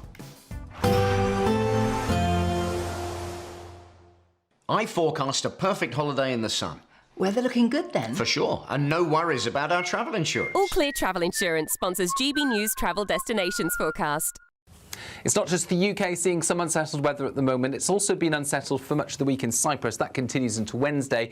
And the trailing weather front from Storm Bram brings thicker cloud and some showery rain into the Canary Islands, as well as much of Iberia. This is a slow-moving weather front, so thicker cloud and some outbreaks of showery rain for much of Spain through Wednesday into Thursday. A lot of fine weather through central parts of the Med, particularly Italy, and above average temperatures for the time of year. Plenty of sunny spells. All Clear Travel Insurance sponsors GB News Travel Destinations Forecast. Good evening. Welcome to your latest weather update from the Met Office here on GB News. Although the storm will be clearing slowly overnight, we're still likely to see further problems from the strength of the wind across parts of Scotland in particular, where we have Met Office warnings in place. There is Storm Bram. It's going to kind of hang around as it drifts to the north of Scotland. Look at those isobars really squeezing together. The winds at the moment probably reaching their peak across parts of western Scotland. Gusts of 70, 80 miles an hour. Some exposed locations maybe 90 miles an hour. Those kind of winds are likely to cause some damage, certainly travel disruption, power issues too. Further south, the weather's, well, a bit calmer. Still quite a windy night, but with lengthy clear spells. Temperatures holding up at 8 to 10 Celsius. Bright, blustery day for many on Wednesday. Plenty of showers coming into England, Wales and Northern Ireland. Lots of showers across Scotland. And although the winds will ease a little, still dangerous gusts likely across the far north of Scotland well into Wednesday. Right across Scotland, still got Met Office yellow warnings in place for most of tomorrow. For Northern Ireland, again, not as windy as this afternoon, but still pretty blustery with quite a few showers coming in. For England and Wales, the showers will be zipping through on a brisk wind, and there will be some decent spells of sunshine here. But as I said, still got Met Office warnings in place across a good part of Scotland for most of the day because of those winds. They could still be up to 70, perhaps 80 miles an hour in exposed parts of the north and the west. Plenty of showers moving through also. The showers further south should tend to ease away. Quite a bit of afternoon sunshine. Temperatures still above average for the time of year, but not as mild as it is out there today. For Thursday, the weather continues to calm down somewhat. Still quite windy around western coast, and there will be this weather front bringing further rain to Northern Ireland and western Scotland. But much of England and Wales looking dry on Thursday, albeit with fairly cloudy skies. And again, still relatively mild with temperatures for most in double figures. Do keep up to date with those Met Office weather warnings on the Met Office website. You want to know what's really going on in the corridors of power? Labour don't know what to do with you half the time, and that makes you quite lethal in the chamber. Get behind the headlines with Chopper's Political Podcast. Join me, Christopher Hope, as I sit down with the great and the good of British politics. We'll see where this ruling takes us. These are the stories shaping our nation. Chopper's Political Podcast, available now on all platforms. Listen in and stay ahead. Decisions made in Washington aren't just shaping America, they're shaping Britain too. From migration to global security, from crime to health. Whatever happens in the White House today will be felt in your town or city tomorrow. That's why The Late Show is live from Washington, D.C. Cutting through the politics to show you what it all means for Britain. The Late Show live every night at midnight. Only on GB News, Britain's news channel.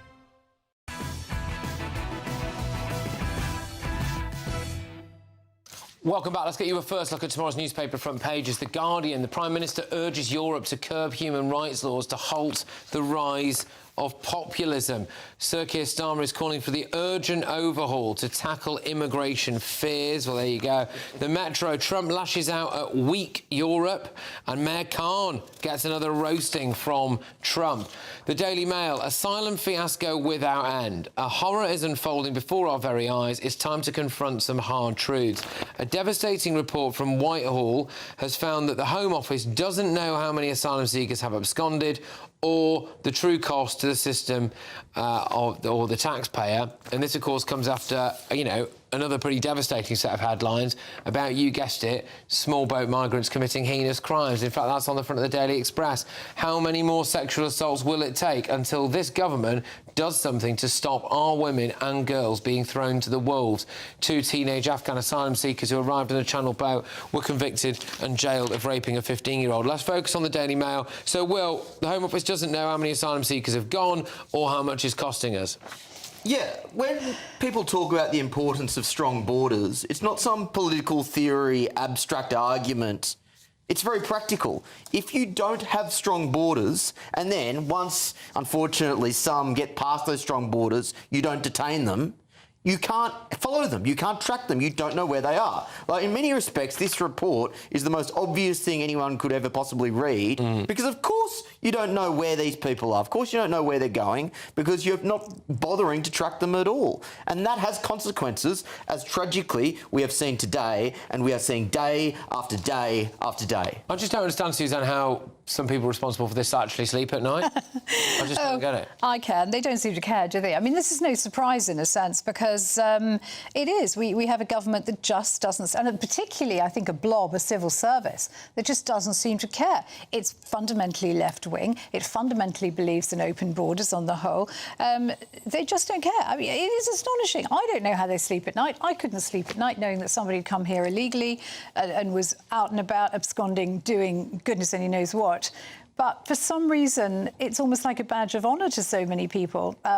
If you tried to crack down on this, the first thing that would happen would be human rights charities, watchdogs, so on and so forth, would complain. You just know they would. Yeah, I mean, Jonathan, this is a ticking time bomb, isn't it? In fact, this bomb in some cases has already gone off, unfortunately. I mean, I remember a couple of years ago when children went missing from asylum hotels and literally no one cared. Oh, actually, people did care, just it turned out that loads of them weren't children. Well, a lot of them were children, and no one particularly seemed to be mindful of their welfare. Obviously, it's important to know where asylum seekers are, partly so that they can attend meetings when necessary.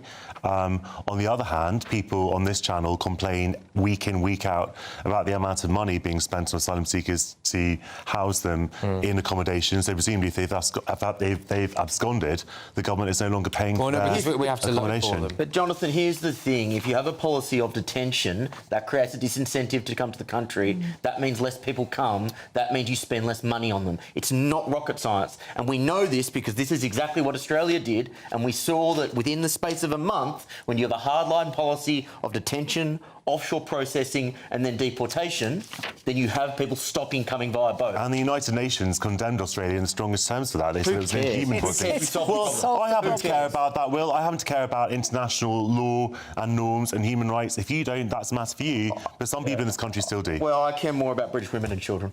Well, I thought it's an outrageous thing to oppose one thing against another. I also care about British women and children, actually. I think the thing is, Jonathan, when you take this line that you have open borders and everybody can come here and you get human rights lawyers condemning what Australia did, what you're actually saying is we condone criminality, we condone people paying people smugglers, we condone the people traffickers that bring these people here into Australia. And what Australia did very successfully was stop that racket and shut it down until other countries went soft like ours and allowed it to start up. The thing is, there appears to be... So for ages, and regular viewers and listeners to this show will know that, you know, for the best part of a couple of years now, I have been trying to do absolutely everything to try and get hold of data, like the amount of crimes committed by asylum seekers and illegal immigrants, or, for example, stuff like this, how many asylum seekers have gone missing, right? And we're relentlessly told, oh, sorry, no, we need to submit a Freedom of Information request. OK, so we submit a Freedom of Information request. Oh, no, sorry, it would take too much manpower in order to be able to do that. We offered to pay for the manpower for them. They said, no, you can't do knew that. And actually, this Daily Mail article reveals something pretty shocking, which is that they just don't keep that data. So they literally... So by deliberately not keeping the data, it makes it impossible for you to ever be able to tell us the answer. And that's scandalous, but these are just the known unknowns. This doesn't include the ones who managed to get into the dinghy, bypass the border patrol and then just sprint off onto the beach, or more so, the people in the back of lorries who aren't caught. There are so many people in this country who, like, we just don't know who are here because we never actually tracked them when they got into the country in the first place. Well, look, when we come back, it's on the front of the Telegraph. Apparently the French presidential front-runner says that he will rewrite border policy to allow Britain to push back migrant vessels. We're also going to talk about Starmer urging the Europeans to do more when it comes to changing the ECHR. And I've also got a bizarre video for you involving a car and a disabled bay that didn't exist. Britain deserves a newsroom that puts the facts and your voice first. Well, and that's what you get on GB News. Lively debates, lively conversation. And we're not afraid to hold power to account. And each other. So join me, Andrew Pierce. And me, Miriam Gates, for Britain's Newsroom, weekdays from 9:30 on GB News. This is GB News, Britain's news channel. Well, you compound that with the fact that across a lot of industries, AI is wiping out jobs at that entry-level stage. Like, take lawyers, for example. Pretty much any job that any lawyer up to about 8 years' experience can do can now be done by AI. Same goes across a lot of services. You know, there will always be bartenders, or at least until robotics takes that as well. But you compound these things, and I really do fear for the next generation of young people and the sense of purpose that they're potentially not going to have by just not having jobs. But the minimum wage is rising for everyone, isn't it? It's because if you are going to employ people, it'll still be cheaper to employ 18 to 20-year-olds, won't it? Because they're still going to get paid less than other people. So I don't see why that's going to curb jobs for them. People still need to hire people. People still need people to do the jobs. Yeah, it's very difficult, though. I own a small business. I employ people. And it is difficult, you know, and this is why things like the black market are being so easily fed, especially with asylum sneakers hanging about. Asylum sneakers? Yes, that's what we call them now. Yeah, we announced that yesterday. Adidas Asylum. That's what we... That's what they are now. I got a new brand. They wear refugees. But this is... Did you not get the email about that? I didn't know, mate. By the way, the more you put the wages up, it just gets passed on to the customer. Well, if the customer can't afford to pay it because Rachel Reeves is taxing them, because the minimum wage has gone up and the business national insurance has gone up, we just hit a stalemate. This is what we've got. It's like the whole economy turns into moss. Yeah, well, just sorry, we don't have to whiz ourselves on, but on that note of everything else going up, food prices are apparently predicted to grow after the budget taxes as well. So for all this talk about you paying people more, well, if everything else costs more, then it doesn't really go anywhere, does it? GB News, the People's Channel. Join me, Nana Akwe, for an informative, interactive news programme with a difference. It's fun. No, he didn't say that, Dave. I'm so surprised. I think there's an element of truth to that. Join me from 3 p.m. every weekend, only on GB News, Britain's news channel. In the GB Newsroom, we bring you the news as it happens. With our team of dedicated journalists across the UK, we're ready to keep you up to date with what's happening every half an hour, every single day. Bulletins here on GB News, the People's Channel, Britain's news channel.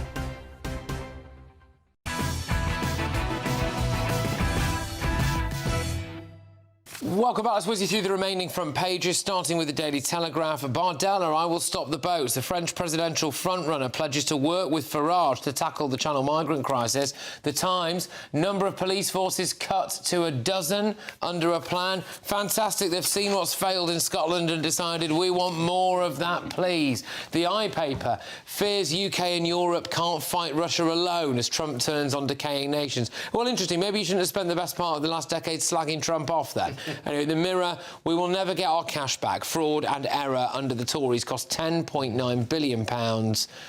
There we go. The Sun, tearful Sharon reveals her Aussie's final words. Kiss Me, Hug Me Tight. Gosh, Sharon Osbourne there doing what is no doubt a very, very moving interview with The Sun. Right, OK, so let's just focus on one thing that you pointed out, Suzanne, which is a smaller story on the front of the Daily Telegraph, and it is about girls being targeted in mixed changing rooms. What's all that about? Yeah, so this is really... I'm sorry to put my specs on because it's so tiny in this piece here, but basically police data showing that at least 16 rapes, 80 sexual assaults and 65 acts of voyeurism were committed in sports centres in 2023. So this, as far as I'm concerned, really shows that the idea that we should be accommodating of trans people and mixed-sex changing rooms and everything's fine and this is something that's really good and positive in society. This, to me, completely blows that argument apart. And thank goodness for the Supreme Court ruling, which might finally put a stop to this. The whole point is that these are cis men. You're not going to stand up for this, are you, Jonathan? No, I'm saying that there's no evidence that trans people are guilty or even being accused of the crimes that you're talking about. I didn't say there was. So My point was people, that the trans issue is being used to justify same-sex changing rooms, and it was part of the whole idea that women shouldn't have their own safe spaces and their own changing rooms. But there are it was an issue that led to this whole thing. There will be predatory men. There will be predatory men who will attack women. Unfortunately, there are going to be predatory men who will try to attack women. All I talked about, Jonathan, was an article in the Telegraph, and now you're trying to make... I can't believe you... Jonathan, you're right, but the fact of the matter is single-sex changing rooms make that risk less likely. They do, exactly. And the fact is mixed changing rooms make it more likely. I'm not saying that we shouldn't have single-sex changing rooms. The point is that the trans activists make is that trans people are not the ones who are attacking women. Well, some of them are, literally. Very, very rarely. Some of them literally are. Yeah, OK. All right, OK. Now, we just want to finish on something that's a little bit different, because spare a thought for one Londoner who came home from holiday to a massive headache.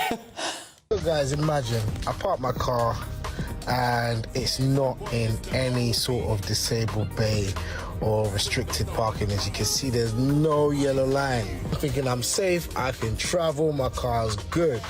Lo and behold, some madness about to happen. On my little camera, they are making a disabled bay around my car. Mad. And then now you have a traffic warden which has decided to give me a ticket. I'm thinking, what kind of madness is this? Because I never put my car inside a disabled bay. So Croydon Council, I don't know what you guys are on. Yeah, Croydon Council painted a disabled parking bay around his car whilst he was away and then tried to fine him. The council's now apologising, claiming the fines were cancelled a week before the video was uploaded to social media. I have to say, something very similar happened to me once. Not quite the same as that, not quite so serious, but I was aware I had to park my car miles up the street, and 3 days later I found I got 2 parking tickets because they'd suspended the bay after I'd parked my car there. Yeah. So apparently, if you live in a street in the London Borough of Merton, you're supposed to go and check every day that space hasn't been suspended. They did eventually cancel it. Remember that show with Ashton Kutcher, Punked? Yeah. That reminded me of a Punked kind of scenario. Is that ludicrous? Yeah, absolutely. Well, there we go. Right, OK, well, just to say that there is another show after this, of course, and that is Late Edition, and the front pages are absolutely, sparkling, some would say. The French presidential frontrunner says that he's going to let the British turn the boats back, but apparently, basically only if Farage is in power.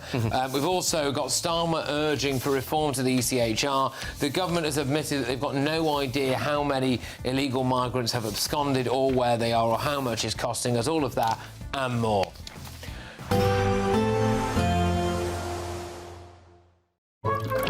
Warm and cosy, with a chance of zero visibility. Boxed Boiler sponsors the weather on GB News. Good evening. Welcome to your latest weather update from the Met Office here on GB News. Although the storm will be clearing slowly overnight, we're still likely to see further problems from the strength of the wind across parts of Scotland in particular, where we have Met Office warnings in place. There is Storm Bram. It's going to kind of hang around as it drifts to the north of Scotland. Look at those isobars really squeezing together. The winds at the moment probably reaching their peak across parts of western Scotland. Gusts of 70, 80 miles an hour. Some exposed locations maybe 90 miles an an hour. Those kind of winds are likely to cause some damage, certainly travel disruption, power issues too. Further south, the weather's, well, a bit calmer. Still quite a windy night, but with lengthy clear spells. Temperatures holding up